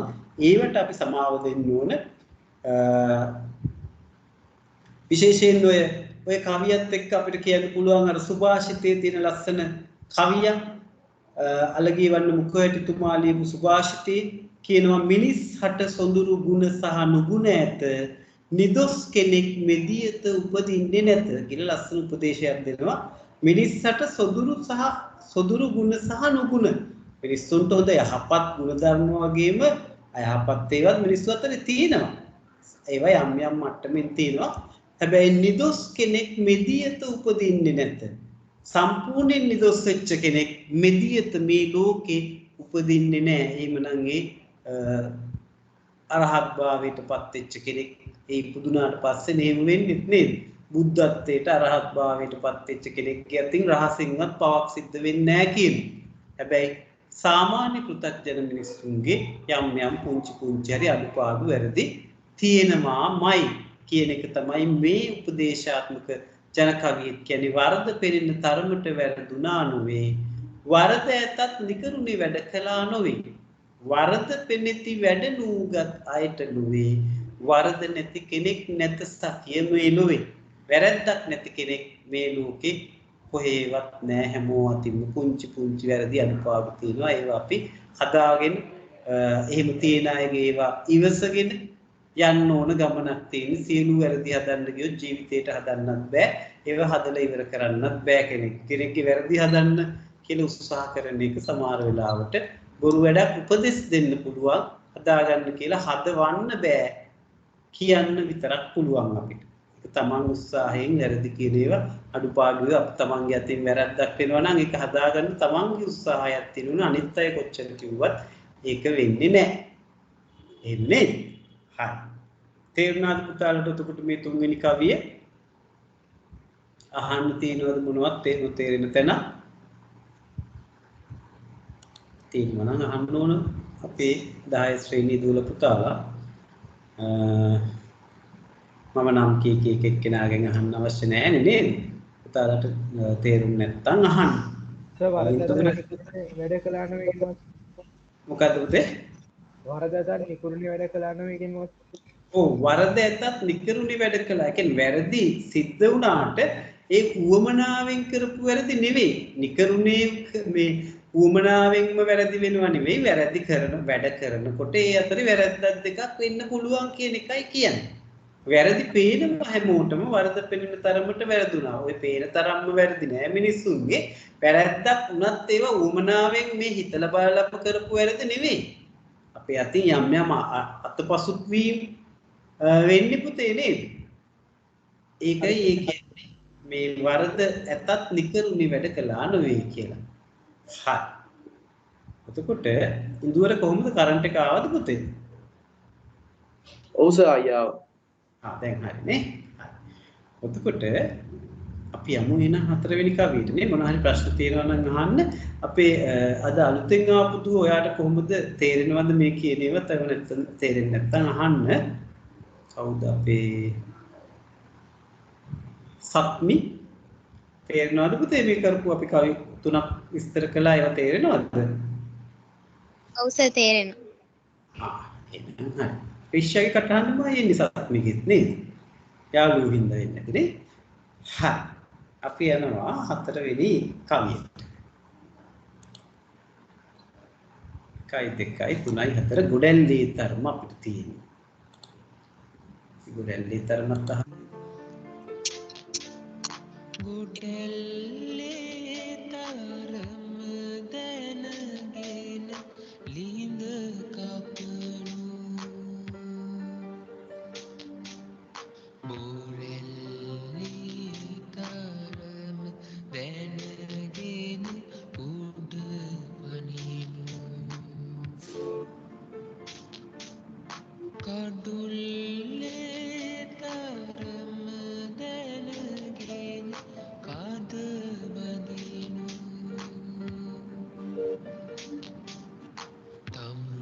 තම්ගේ තරම දැනගෙන කල් හරිනු. හරි. අන්න ලස්සන කවියක් පුතේ එතන තියෙන්නේ. කවි ටික ඔක්කොම ලස්සනයි. මේකත් ඒ අතර තියෙන ලස්සන කවියක්. ගොඩැල්ලේ තරම දැනගෙන ලිඳ කපනු ගොරැල්ලේ තරම දැනගෙන උඩ පනිනු කඩුල්ලේ තරම දැනගෙන කද බඳිනු තමුන්ගේ තරම දැනගෙන කල් අරිනු. අන්න මොකද්ද කියන්නේ එතකොට මේ ජන කවිය ගත්තාම ඇත්තටම පුතේ මේකේ අර සදාතනික වටිනාකම ඒ කියන්නේ මිය නොයන වටිනාකම හැමදාටම හරියන වටිනාකමක් තියෙන කවියක් ඇත්තට. සමහර කවි තියෙනවා එදාට හරි ගියාට අදට හරියන්නේ නැහැ වගේ දැනෙන ඒවා තියෙනවා. මේක නෙවෙයි සදාතනිකයි. කියන්නේ හැමදාටම ගැලපෙන අර්ථයක් තියෙන්නේ කොහොමද කියලා කියනවනම් කොච්චර ගැලපෙනවද කියලා කියනවනම් මේ වත්මන් සමාජය අපිට මේ අපි දැන් ජීවත් වෙන සමාජේ ඊටාම කාර්ය බහුල නේ. මිනිස්සු පිස්සුවෙන් වගේ මුදල් උපයන්න දුවන ජීවන බර දරා ගන්න බැරි ඒ වෙනුවෙන් ලොකු සටනක යෙදෙන පරිසරයකනේ අද අපි ජීවත් වෙන්නේ. ඔයාට නොදන්නාට ඔයාගේ දෙමව්පියන් හොඳට අත්විඳිනවා. විශේෂයෙන් මේ වගේ ව්‍යසනකාරී කාලේ. ඔතකොට මිනිස්සු හරිම අවිවේකී හරි සංකීර්ණයි නේද? ස්පාසුවක් නැතුව වැඩ කරනවා. ඒ අතරේ තමන් කවුද කියලා තමන්ටම හිතා ගන්න බැරි තරම්. එහෙම හිතන්නවත් වෙලාවක් නැහැ තමන් කවුද කියලා. අර අපි කවුරුද කියලා සින්දුවකුත් තියෙන්නේ නේද? දරවායෝ කියන්නේ. ඉතින් ඒ වගේ මිනිස්සු හරි අවිවේකයෙන් දුවගෙන යනවා. තමන් කවුද කියලා හොයන්න වෙලාවක් නැහැ. තමන් මොනවද කරන්න කියලා තමන්ම දන්නේ නැහැ සමහර වෙලාවට. ඉතින් මේ ජන කවිය එහෙම නෙමෙයි. එයා විවේක සුවේ තමන් කවුද තමන් මොනවද කරන්න කියලා හිතපු කෙනෙක්. එදා අතීත ජනතාව. ඒගොල්ලන්ට විවේකයේ තිබ්බ ඒක කුෂ්කර්මාන්තයේ යෙදුණා. විවේක වෙලා විඳට විවේකයේ ගත කළා. කවි කිව්වා නේද? ක්‍රීඩා කළා. දරුවෝ එක්ක ජීවත් වුණා. මෙන්න මේ සරල ජන ජීවිතයක් මේගොල්ලන්ට තිබ්බේ. එයා කියනවා තමුන්ගේ තරම දැනගෙන කල් අරින්න කියලා විශේෂයෙන්. ඒ කියන්නේ මේ එකිනෙකා හරදලා තරග කරන සමාජික තාම වටිනා උපදේශයක් මේක. තමන්ගේ තරම දැනගෙන ජීවත් වෙන්න කියන එක. මේ සාමාන්‍ය පුතග්ජන මිනිස්සු විදියට අපිට ජීවිත වලින් සමහර වෙලාවට වන්දි ගෙවන්න වෙනවා මෙන්න මේ තරම දැනගෙන කටයුතු නොකිරීම හින්දා.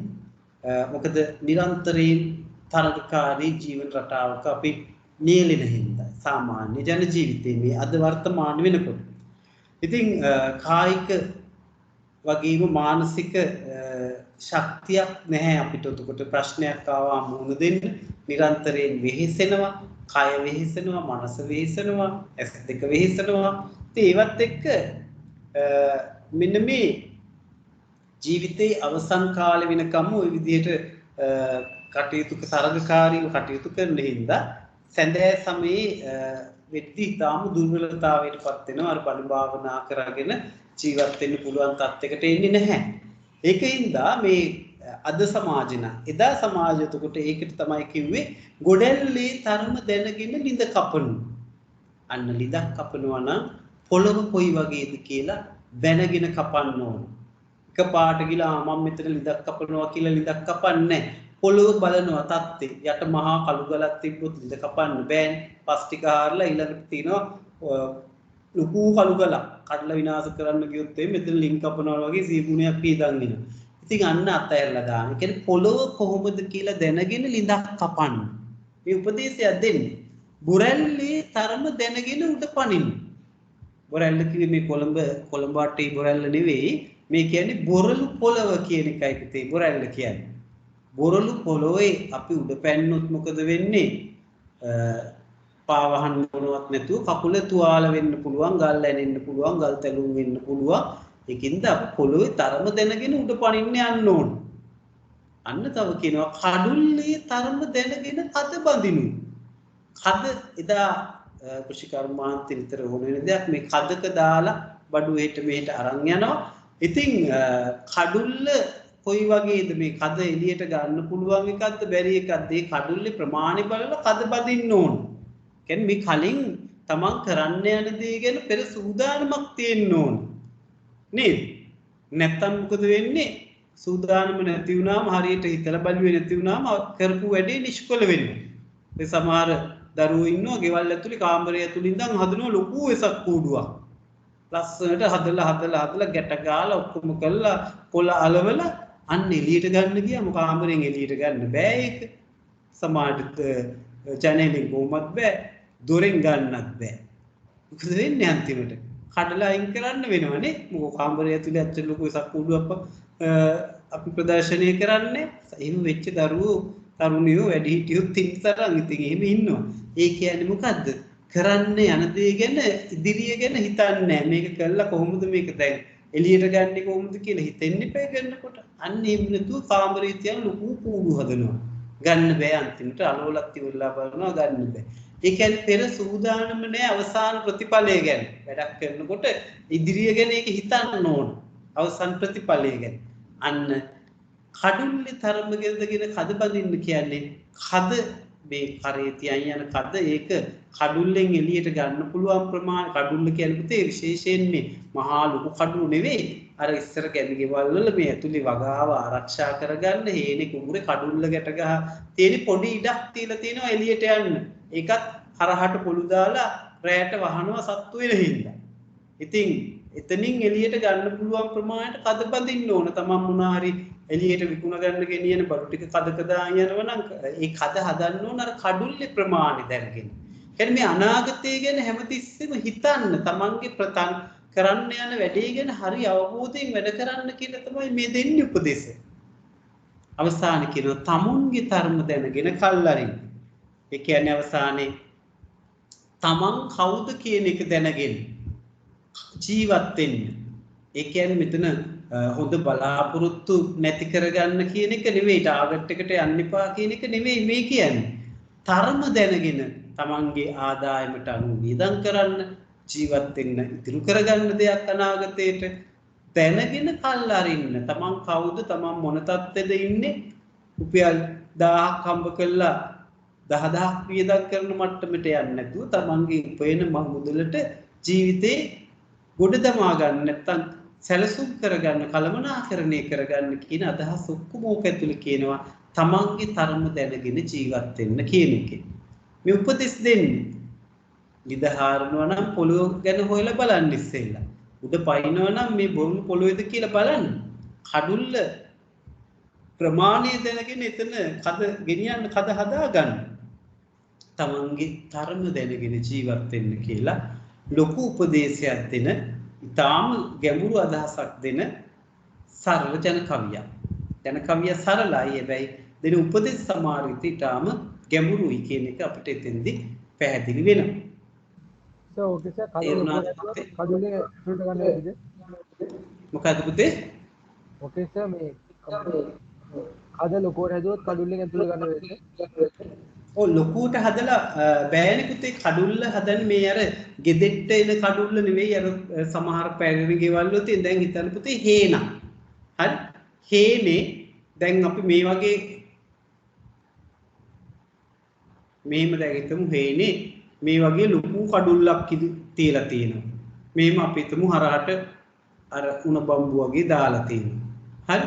දැන් මෙතනින් අර ගෝනෙක්ට ඌ වල්ලූරෙක්ට පැනලා එන්න පුළුවන් නේ පුතේ මෙච්චර ළඟින් මේම කඩුල්ලක් තිබ්බොත් නේද අපි තු මේ පැරණි කෘෂිකර්මාන්තයේ දෙන ගොවියනි මේක හැබැයි මේ කඩුල්ල මෙහෙම පොඩි ඉඩක් තියලා තිබ්බොත් මේ හරහට පොළු දාලා හරස් කරලා තියන්න පුළුවන් මේ කඩුල්ල බඳින්නේ මේ වැට බැඳලා තමන්ට යන්න එන්න බඩුවක් ගෙනියන්න විතරක් පොඩි ඉඩක් තියාගෙන තමයි ළඟින් ළඟින් වැට බඳින්නේ හේන් ගොවියා විශේෂයෙන් තමන්ගේ හේනට යන හරි මොකද මේක ආරක්ෂා කරගත්තොත් තමන්ට ආදායමක් තියෙන්නේ ඉතින් ඒකේ පොඩි කඩුල්ලක් තමයි තමන් බැඳගන්නේ ලොකු ඉඩක් තිබ්බොත් සත්තුන්ගෙන් වෙන හානිය වැඩි මොකද අර වල්ලූරු ගෝන්නු කොහෙන් හරි උඩින් පැනලා මේ වගාව හානි කරන්නේ නැහැ ඒකින්ද තමයි කඩුල්ල කියන එක පොඩි ඉඩක් තියලා බඳින්නේ ඒකත් වැට වගේම තියෙනවා ආයි කඩුල්ල හොයාගන්න බෑ සතාට මේ වැට මේ කඩුල්ල කියලා හොයන්න බැරි ගන්නට තමයි කඩුල්ල හදලා තියෙන්නේ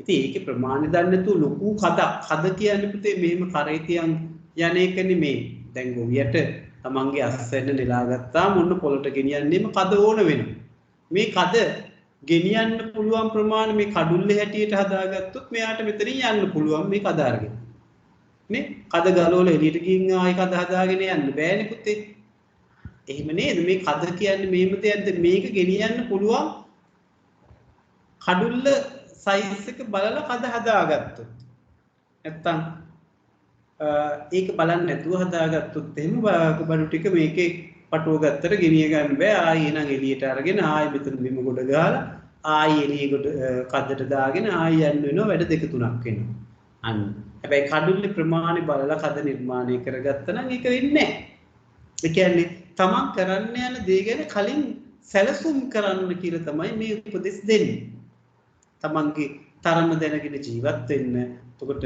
සැලසුම් කරලා කටයුතු කරන්න තේරුණාද පුතේ ඔව් සර් thank you sir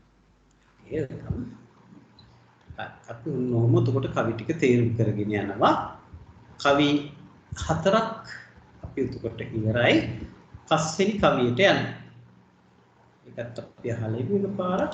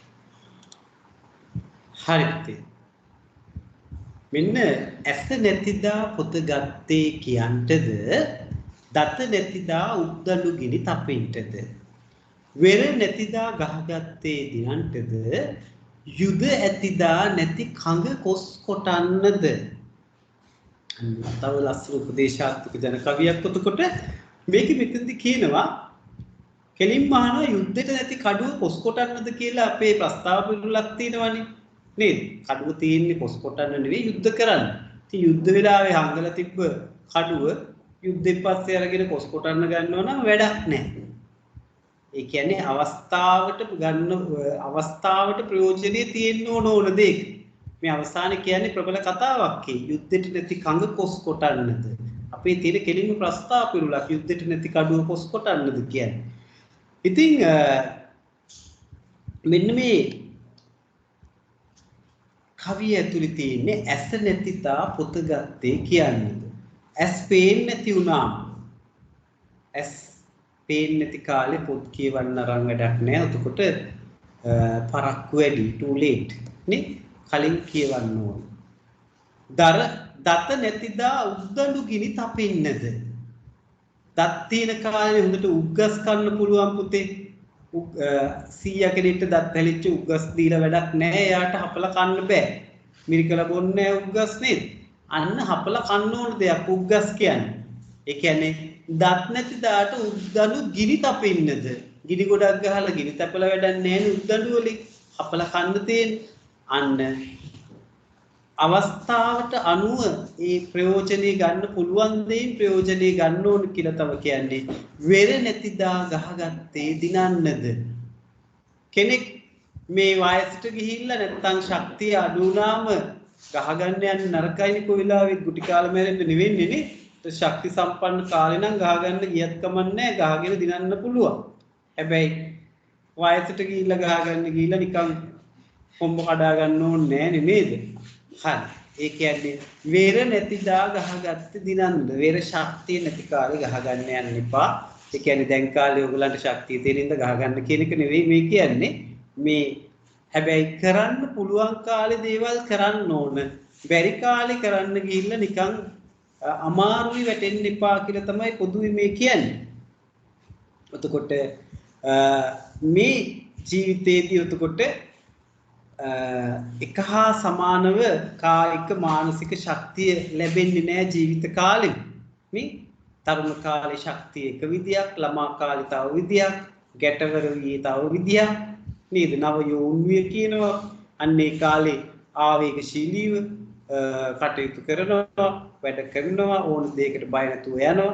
හැබැයි වයසින් මුහුකුරා යද්දී එහෙම යන්නේ නැහැ. අන්න මේ අවස්ථානුකූලව ජීවත් වෙන්න ඕන කියන එක තමයි මේකෙත් දෙන උපදේශය. තරුණ කාලේ කරන්න පුළුවන් ඒවා මහලු කාලෙට ගිහින් කරන්න බෑ.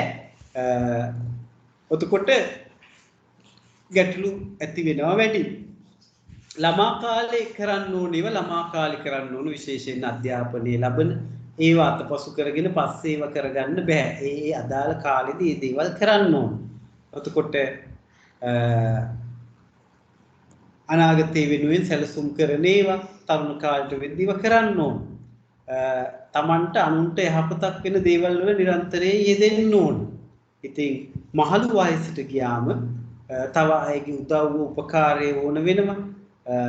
ඉතින් ඒ වෙනුවෙන් තමන් උපයගත්ත ධනයක් ආරක්ෂා කරලා තියෙන්න ඕන නේ.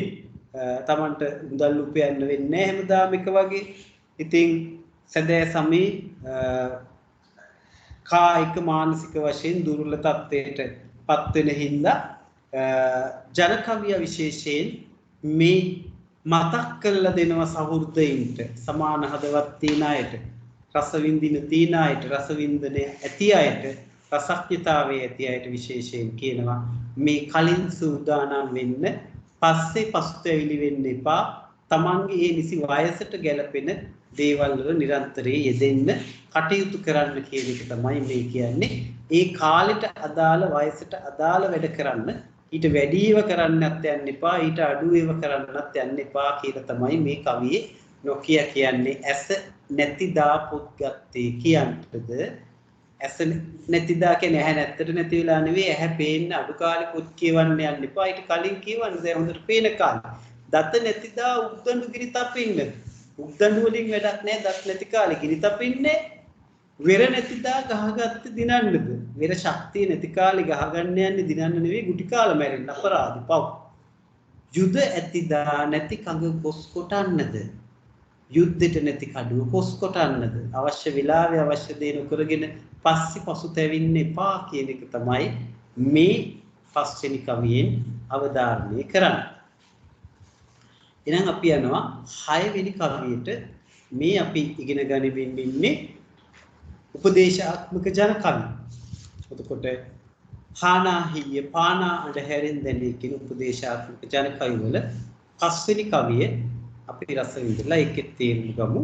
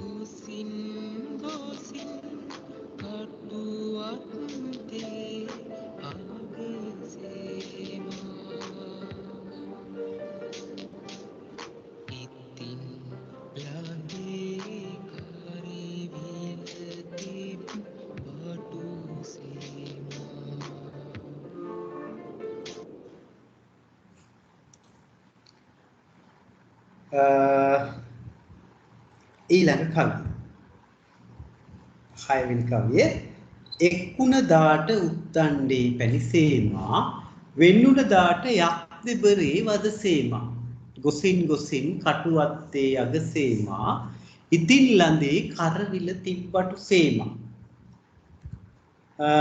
මෙන්න තවත් ටිකක් වෙනස් සිදී කවියකට අපි යන්නේ. එතකොට මේ එක්කුණ දාට උත්තණ්ඩේ පැනිසේමා. එතකොට දැන් සාමාන්‍යයෙන් මේ හොඳ කල්යාණ මිත්‍රයෝ ඇසුරුව ගැන තමයි මෙතනත් ටිකක් කියන්නේ. හොඳින් ඉන්නකොට හරියට උද්දණ්ඩට පැණි දැම්මා වගේ. උක් සහ පැණි එකට යන දේවල්නේ නේද? ලිංගතුකම් වලින් සංවේදී හැඟීම් වලින් මිනිස්සු එකිනෙකාගේ රුචි අරුචිකම් අනුව තව යහළු ඇසුරු කරනවා.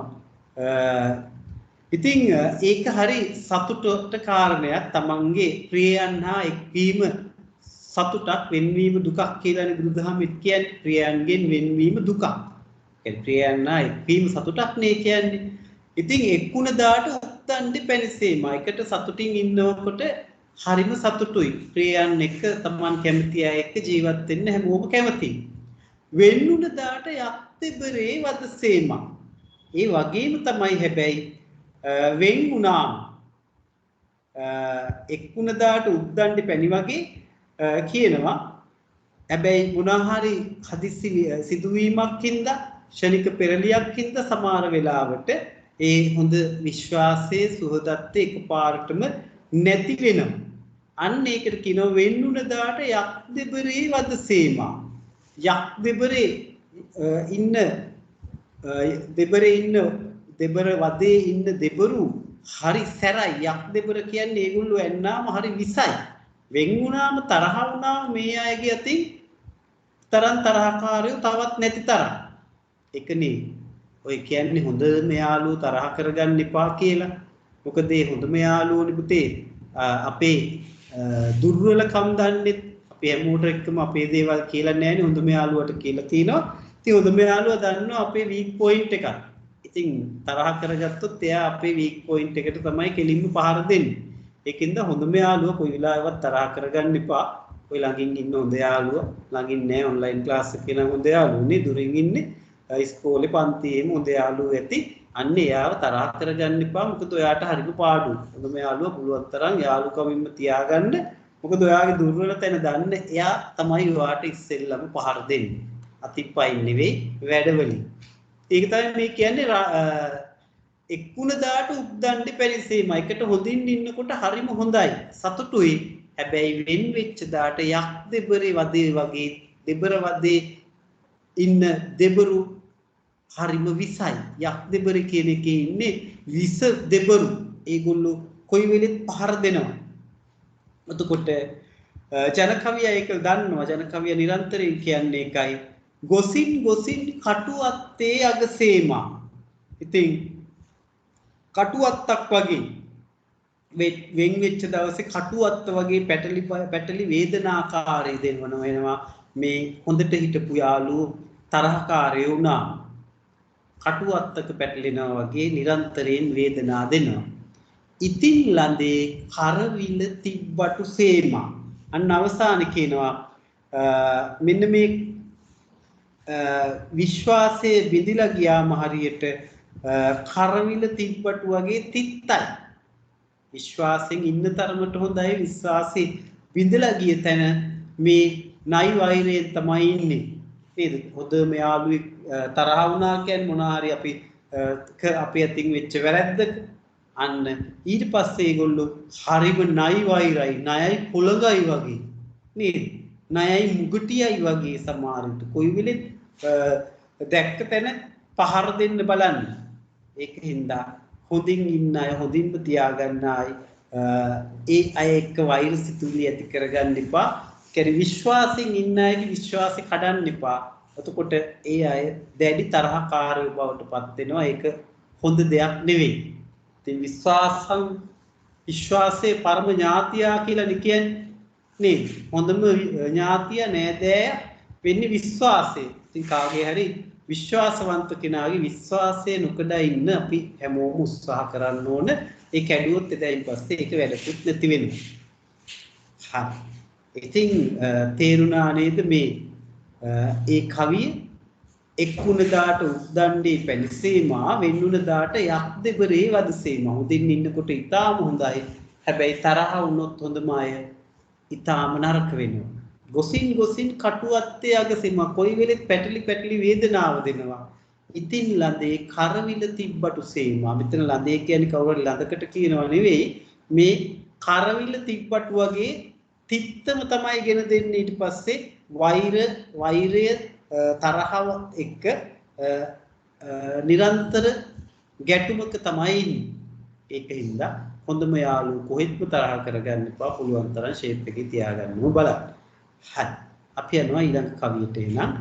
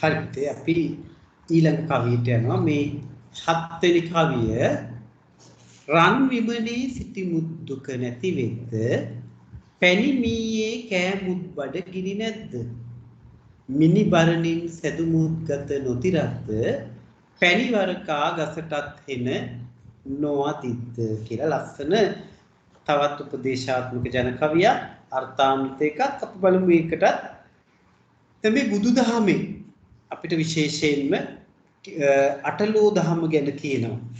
උදාල බුද්ධ ආගමත් ඉගෙන ගන්න දරුවෝ වැඩිපුර ඇත්ත මෙතන බෞද්ධයෝ වෙන්නේ නැති. ඉතින් ඒක දෙයක් කිව්වට කමන්නේ අපි. මේ අටලෝ දහම ලාභ අලාභ යසායස නිന്ദා ප්‍රශංසා සැප දුක කියන මේවා පොදුයි හැමෝටම. මේවා යම් යම් මට්ටමින් විඳින්න වෙනවා අපි හැමෝටම. ඉතින් මේවට මූණ දෙමින් අපි ජීවිතේ මූණ දෙන්න ඕන. රන් විමනක හිටියත් රත්තරනින් හදපු මාලිගාවක හිටියත් දුක ඇති වෙනවා මිනිස්සයාට. මුල මුදල්ම නෙවෙයි සතුට කියන්නේ නේද? හැමදාම සතුට රැඳෙන්නේ නැහැ. පැණිමීයේ කෑමුත් බඩගිනි නැද්ද? මීපැණි කෑවට බඩගිනි නැති වෙන්නේ බඩගින්න හැදෙනවා. මීපැණි කඩන් කෑවත් බඩගින්න නැති වෙනවා. එතනින් එහාට. එතකොට මිනි බරණින් සැදුමුත් ගත නොදිරද්ද? මේ මැණික් ආභරණ පැළඳගෙන හිටියට ශරීරය දිරනවා. කොච්චර අන්න ආභරණ මුතු මැණික් පළඳන් හිටියත් ශරීරය වයසට යන එක නවත්තන්න බෑනේ. ගත දිරනවා නොදිරද්ද? වයසට යනවා. ඒක සදාතනික දහමක්. එතකොට පැණිවරකා ගසටත් හෙළනවා දිද්ද? මේ අකුණු ගහද්දී මේක හොඳ පැණිවරක ගහ මේක අහවල් ගහ කියලා තේරුම් අරන් එහෙම අකුණ පෙර ගහකට යවන්න බෑනේ නේද? ඕනම දෙයකට අකුණ වදින්න පුළුවන්. මේක පැණිවරක ගහද වැල ගහද වරක ගහද කියලා පොල් ගහද කොස් ගහද කියලා නෑ. ඉතින් ඕනම අවස්ථාවක ජීවිතේ තරුණ මහලු අලුත් උපන් බිලින්දෙක් ඕනම කෙනෙක් පොඩි දරුවෙක් අකාලේ මේ යන්න පුළුවන්. විපත් වලට මුහුණ දෙන්න පුළුවන්. ඒක ජීවිතේ හැටි. මේ අටලෝ දහමට අනුව අපිට විඳින්න වෙනවා. ඉතින් ඔතකොට මෙන්න මේ ජීවන ගමන අපි එකින්ද පරිස්සමෙන් යන්න ඕන දෙයක් කියලා මේ සහෘදයට කවිය මතක් කරනවා. මේ මහ පොළොවට පස්සෙන මේ ජීවිතේ විවිධ වයස් කාණ්ඩවල විවිධ මිනිස්සු විවිධ මේ වගේ ව්‍යසනකාරී තත්ත්වයක වයසක් කොහෙත්ම අදාළ නැහැ මරණය කියන එකට. ඉතින් සමාජෙ කොයි ආකාරයෙන් හිටියත් මහා ගරුණම් ගුණාම ලැබුමින් සමාජයට මහා සැප සම්පත් විඳිමින් ඉන්න අය එකපාරට මිය යනවා. ලෙඩ වෙනවා, අසනීප වෙනවා, මිය යනවා. ඉතින් ඒ අය ඒක තමන් කලින් කරපු කුසලානුකුසල කර්ම ඵලයන් අනුව හොඳ නරක අනුව විඳින්න වෙනවා. සමහරට මේ ආත්ම කිසි වරද්දක් නොකර ඉන්න කෙනෙක් වුණත් හදිස්සි රියානුතරකින් ඒව මේ යන්න පුළුවන්. ඒකට ඒක මේ ආත්මය කලින් කරපු අකුසල කර්මයක් හින්දා අල්ප ආයුෂ අරගෙන ආව වෙන්න පුළුවන්. ඉතින් ඒක හින්දා මේ තමන් කරන කියන දේවල් තමන්ගේ ජීවිතේදී කොච්චර රන් විමානයක හිටියත් දුක් විඳින්න වෙනවා. පැණික් කඩාගෙන කෑවත් පැණිමීයෙන් බඩගින්න නැති වෙන්නේ. මැණික් ආභරණ පත්තරන් පැළඳගෙන හිටියත් ශරීරේ විය කෙනෙක් නවත්තන්න බෑ දිරනවා. පැණිවරක ගහටත් හෙන වදින්නේ නැද්ද කියලා කවිය ප්‍රශ්න කරනවා. කොච්චර හොඳින් තරාතිරමින් කොච්චර උසස් සිදියට හිටියත් හදිස්සි ආපදාවකින් සියල්ල නැති වෙන්න පුළුවන්. ඉතින් මේ ජන කවියා නිරන්තරයෙන් අපිට මේ යථාර්ථය මතක් කරනවා. මේ ඕනම දෙනෙක්ට මේ අනිත්‍ය ධර්මතාවයේ පොදුයි ඕන වෙලාවක සියල්ල අහිමි වෙන්න පුළුවන්. ඒකට මුහුණ දෙන්න ශක්තිය ධෛර්යය අපි හදාගෙන ඉන්න ඕන කියන එක තමයි ජන කවිය නිරන්තරයෙන් මේ මතක් කරන්නේ. උපදේශාත්මක ජන කවිය අපි මේ කතා කරන්නේ හානාහිය පානා අඳුරෙන් දැනේ කියන මාතෘකාව ඔස්සේ තියෙන උපදේශාත්මක ජන කවි 8න් 7ක් අපි ওই විදිහට කතා කරලා අවසයි. අවසන් කවිය අපි රස විඳින්න තියෙන්නේ. අපි ඒක අතාල බලමු. අඳුරු කරුවලේ පඳුරට මුවා වෙලා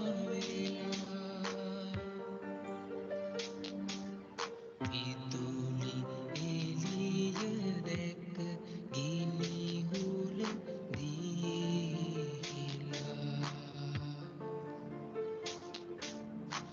අනුන්ලියන් දැක තමලිය ගදල තලා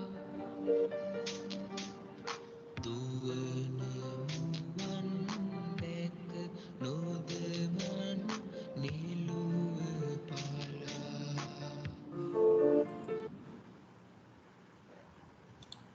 අපි බලමු මේ අවසන් කවියත්. අඳුරු කරුවලේ පඳුරට මුවා වෙලා විදුලි එළිය දැක ගිනි කුල දියේ හෙලා අනුන් ලියන් දැක තමලියට තලතලා දුවන මුවන් දැක නොදමන් නෙළුව පලා. එතකොට කියනවා අඳුරු කරුවලේ පඳුරට මුවා වෙලා. අන්ධකාර කරුවක ගමනක් යනකොට අපි සාමාන්‍යයෙන් එදා නම් හුලුවත්තක් පත්තු කරගෙන යන. අද නම් හුලුවතු දැකලත් නැතුව ඇති ඔයගොල්ලෝනේ. එදා ගැමියා විදුලිය තිබ්බේ නැහැ. ගම්මානවල කරුවලේ රැට හුලුවත්තක් මේ හනස්සක් පොල් කොළ ටිකක් මටලු ටිකක් එකට තියලා ගැට ගහලා හදාගන්න උළුවස්ස නෙවෙයි හුලුවත්ත. හුලුවත්ත ඒක යනකොට පොඩ්ඩක් උඩට පහළට වනන්න ඕන. එතකොට හුලඟට හොඳට පත්තු වෙනවා.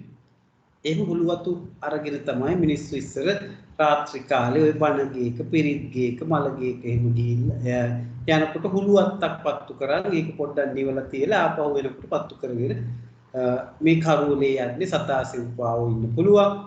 තමන්ගේ ආරක්ෂාවට වලක වැටෙන්න පුළුවන් නේද? මඩ ගොඩක ලිස්සල යන්න පුළුවන්. ඕවෙන් බේර ගන්න. එතකොට මේ ගමේනේ මේ ගැමි පරිසරේ හුලුවත්තක් අරන් යන්න.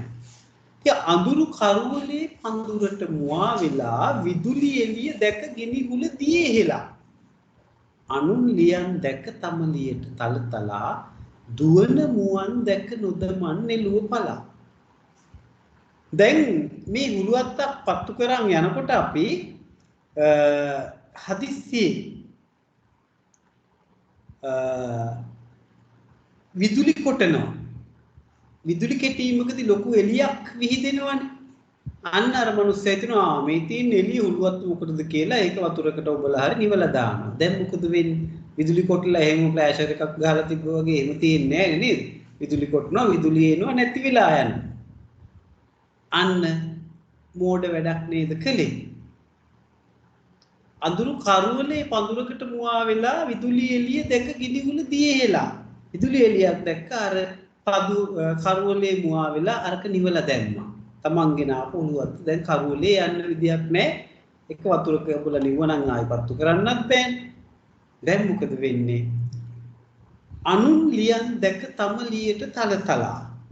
එතකොට මේ අනුන්ට හිමි සමාජයට ලස්සන හැඩ වැඩ තියෙන කාන්තාවක් දැකලා ඒගොල්ලන්ගේ ගති ගුණ වර්ණනා කරලා මේ තමන්ගේ බිරිඳගේ සමහර විට අඩුපාඩු හැමතිස්සෙම කියමින් කලතල අඩත්තේට්ටම් කරනවා කියනවා ගානවා බයිනවා.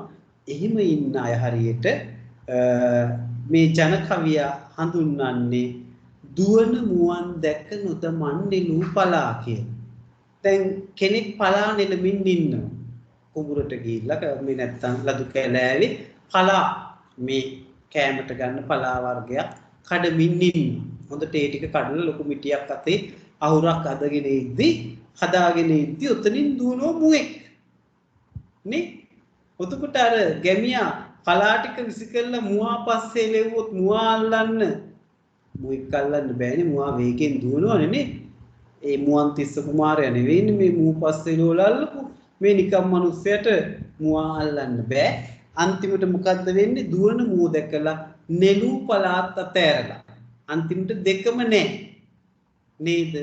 අන්න දුවන මුවන් දැක නොදමන් නෙළු පලා කියන ප්‍රස්තාව පිරුලෙත්තෝක අපි යොදනවා මේ ජන කවියේ තියෙන දේ. මේ තමන්ගේ අතේ තියෙන දේ සමාජයට ගොඩක් වටින්නේ නැති එකක් වෙන්න පුළුවන්. ඒක හැබැයි පරිස්සම් කරගන්න. තමන්ට ලබා ගන්න බැරි දේවල් පස්සේ එලවන්න ගිහිල්ලා අතේ තියෙන දේ නැති කරගන්න එපා කියලා විශේෂයෙන් මේ දෙන උපදේශයක් වටිනා උපදේශයක්. තමන්ගේ ළඟ සමාජයට එච්චර වටින්නේ නැති දෙයක් වෙන්න පුළුවන් තියෙන්නේ. හැබැයි ඒක අපි පරිස්සම් කරගන්න ඕන. කොහොමද? තමන්ට ලබා ගන්න බැරි දේ පස්සේ දුවලා අහති දාගෙන දුවලා වැටෙනවට වැඩක් නැහැ. අතේ තියෙන දේ නැති කරගත්තා නම් තමන්ගේ තියෙන දේත් රැක ගන්න ඊට වඩා වටින දේවල් තියෙන පුළුවන් නම් ලබා ගන්න. හැබැයි ළඟ තියෙන දේ නැති කරගන්න එපා කියලා තමයි මේ ලස්සන උපදේශය දෙන්නේ. අර හුලුවත්ත කතාවත් ඒකයි. හුලුවත්ත පත්තු කරන් ගියා විදුලි කොටනකොට ලොකු එළියක් හේතුනාම ඒක හොඳයි මේක වැඩක් නැහැ කියලා මේක නිවලා දැම්මා. විදුලි එළිය සෙනෙන්නේ නැති වුණා. අන්න තමන්ගේ තියෙන දේ නැති කරගත්තා. වෙන අයගේ ಗುಣ වර්ණනා කරමින් ලස්සන හැඩ වැඩ ගැන කියමින් තමන්ගේ බිරිඳ හෝ තමන් එහෙම පහත් කරලා නැති කරගන්න එක නොහොබිනා ක්‍රියාවක්. ජන කවියේ ගැමියා එදා මේ උපදෙස් දෙනවා එහෙම කරගන්න එපා. තමන්ගේ දේ රැක ගන්න නොලැබෙන දේවල් පස්සේ දුවන්න එපා කියලා. ඒකයි කියන්නේ දුවන මුවන් දැක නොදමන් නෙළු පලා කියලා. අන්න අවසන් කවිය එතකොට මේ ඔක්කොම උපදේශාත්මක ජන කවි. ඒතර කවි ටික කවි 8ක් තියෙනවා රසවත් කවි ඒවා. අපි එකපාරක් කවි ටික නැවත මම හිතන්නේ ඇහුවොත් හොඳයි. එතකොට ඔයාට මේ අර්ථයත් එක්කම නැවත අහනකොට කවියටේම අදහස තව හොඳට පැහැදිලි වෙයි. ඒ කවි ටික නැවත අහමු. කිසියම් භාෂාවක් හා බැඳුණු සාහිත්‍ය එන්නේ ඉතා උපකාර වේ.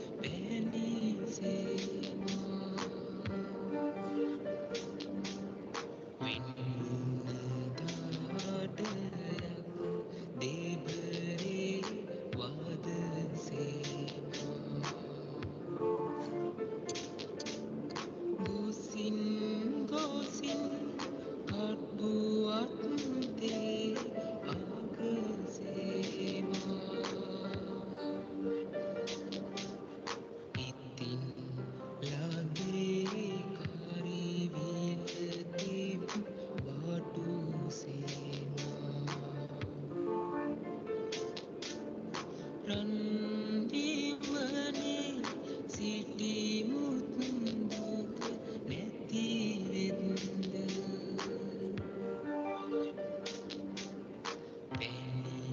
පැනිනී කෑමුත් බඩගිනි නැත්ද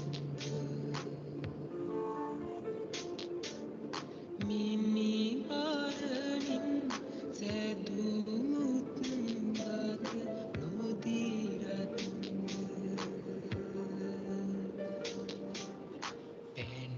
පැනිවරකා ගසටත් එන නොවදින්ද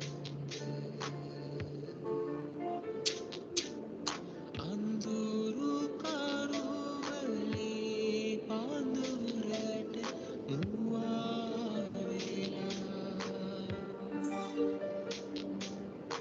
ඉතුලි එළිය දැක ගිනිහුල දීලා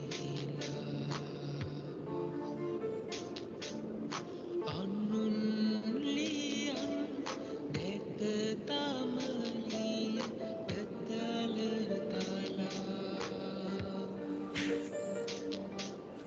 දුවන මුවන් දැක නොදමන නිලුව පලා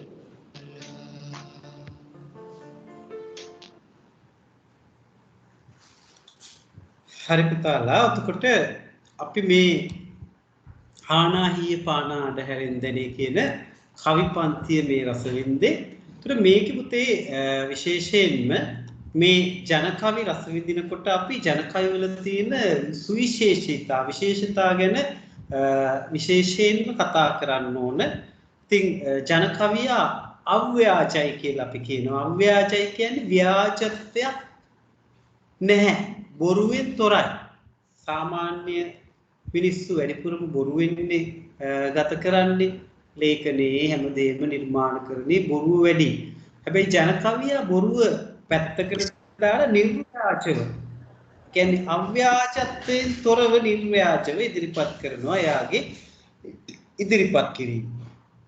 ඉතින් ඒ වගේම ජන කවිය එදිනෙදා ජීවිතයත් එක්ක බැඳිච්ච සිදුවීම් හැඟීම් ජන කවිය විශේෂයෙන් අන්තර්ගත කරනවා. එයා ලබන අත්දැකීම් දකින දේ විඳින දේ ඊටාම එදිනෙදා ජීවිතයෙන් අරගෙන ඉදිරිපත් කරනවා. ඒ වගේම ජන කවිය කියන්නේ සාමූහික නිර්මාණයක්. ඒක තනියෙන්ම කරපු දෙයක් නෙවෙයි. සමාජයට දෙතුන් දෙනෙක් එකතු වෙලා අවසානයේ හදපු දෙයක් වෙන්න පුළුවන් එක කවියක් වුණත්.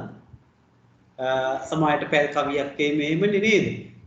එක පැලක ඉඳන් කෑ ගහලා කියනකොට එක පදයක් අනිත් එක තව පැලක ඉඳන් හදපු එකක් වෙන්න පුළුවන් කියන්නේ. ඒ වගේම ජන කවි මේ සරල අදහස් පෙන්වුවට ඒවා සංකීර්ණ අදහසක් පවා සරලව ඒගොල්ලන්ට කියන්න පුළුවන් ජන කවියට. මේ දැන් අපි මේ කියපු අවසන් කවියේම දුවන මුවන් දැක නොදමන් නෙළුව පලා නිමිත්ත මන් දැක්කහම නෙළුව කියන්නේ මොකද්ද කියලා. නෙළුව කියන්නේ කඩාගත්ත නෙලනවා කියන එකනේ. නෙලනවා අස්සෙන්න නෙලනවා කියන්නේ පුතේ. දෙයක් අපි පලා නෙලනවා කියන්නේ පලා කඩලා ගන්නවා කියන එක. ගොයම් නෙලනවා කියන්නේ ගොයම් කපනවා. හරි. ඉතින් ඒ කවිය ගත්තත් මේ ලොකු අර්ථයක් නේ කියන්නේ සංකීර්ණ අදහසක්. Tamange ළඟ තියෙන දේ පරිස්සම් කරගන්න ඊට වඩා නොලැබෙන දෙයක් වෙනුවෙන් ඒක නැති කරගන්න එපා. සංකීර්ණ අදහසක් සරලව කියන්න පුළුවන් ජන කවියට. එතකොට ඒ වගේම උචිත උපමා රූපක භාවිතා කරනවා. තාම ගැළපෙන ඖචිත්‍ය ගුණයේ යුක්ත උපමා රූපක භාවිතා කරන්න ජන කවිය සමත් වෙනවා. එයාගේ අත්දැකීමෙන් ඒකට ගැළපෙනම දේ ආයතනවා.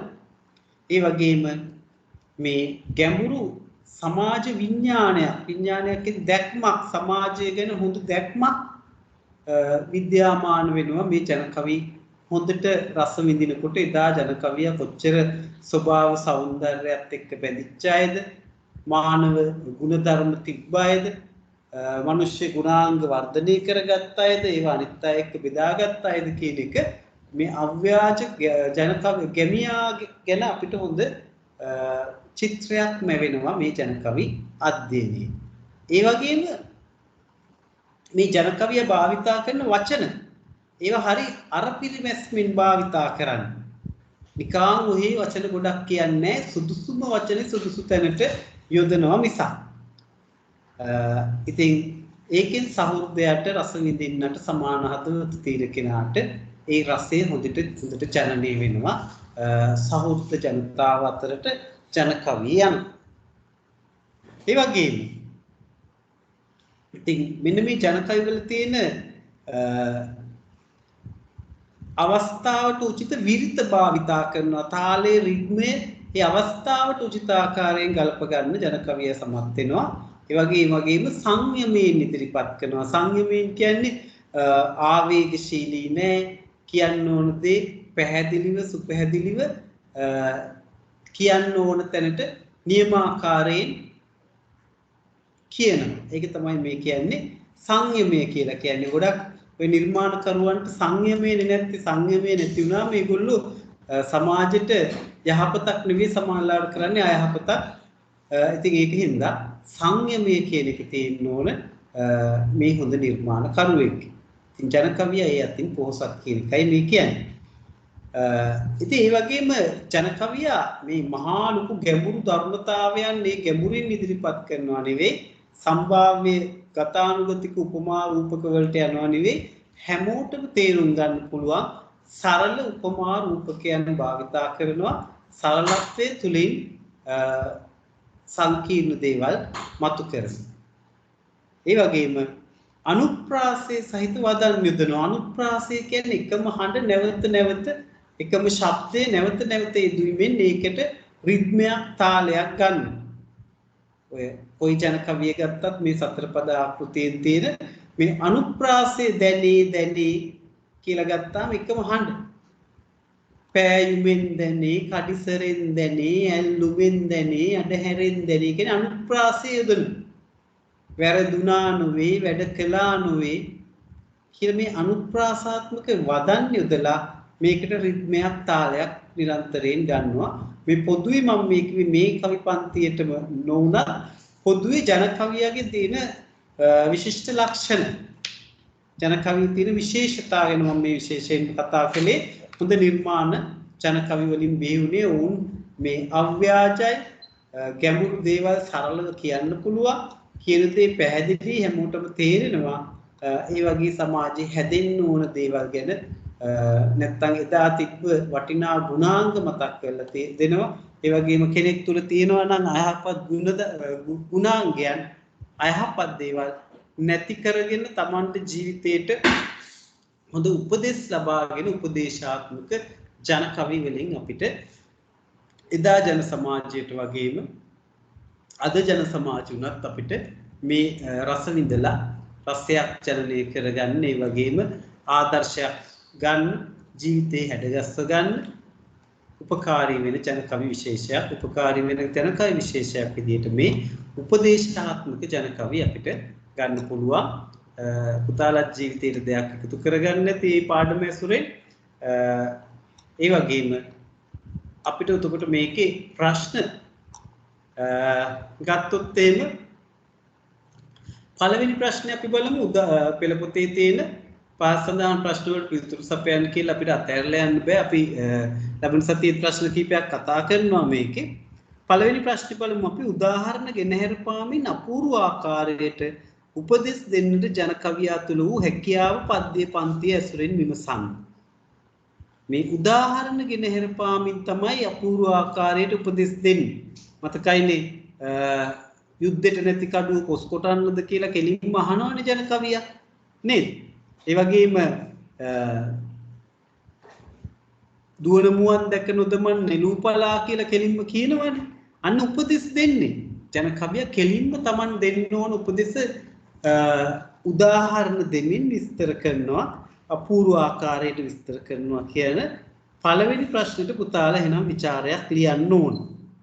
මේවා අපි අතහැරලා ගියොත් පස්සේ ඔක්කොම ගොඩ ගහ ගන්න ගියොත් පුතේ ලියෙන්නෙත් නැහැ. පිළිතුරු ලියන්න පුරුදු වෙන්නෙත් නැහැ. ඉතින් අපි ගොඩක් දේවල් මේක කතා කළා. ඒ දේවල් උත්තරගෙන මේ පළවෙනි ප්‍රශ්නෙට උත්තරයක් ලියලා අපේ WhatsApp group එකට දාන්න.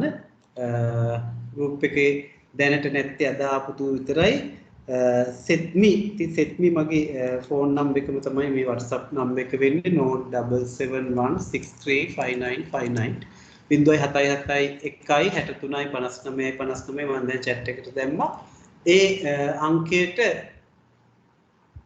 message එකක් දාන්න පුතේ. ඔයා සෙත්මි grade 10 කියලා විතරක් දැම්මත් ඇති. මම උතකොට ඔයාව group එකට add කරගන්න. අපේ grade 10 සිංහල online කියන WhatsApp group එකේ මේ අනිත් දරුවෝ ඔක්කොමලා ඉන්නවා. ඉතින් ඒකට එකතු වෙලා අපිට මේ අනිවාර්යෙන් ඔක්කොමලා homework කරන්න. පන්ති අවසන් වෙනකන් ඉන්න කියලා මම නිරන්තරයෙන් කියනවා.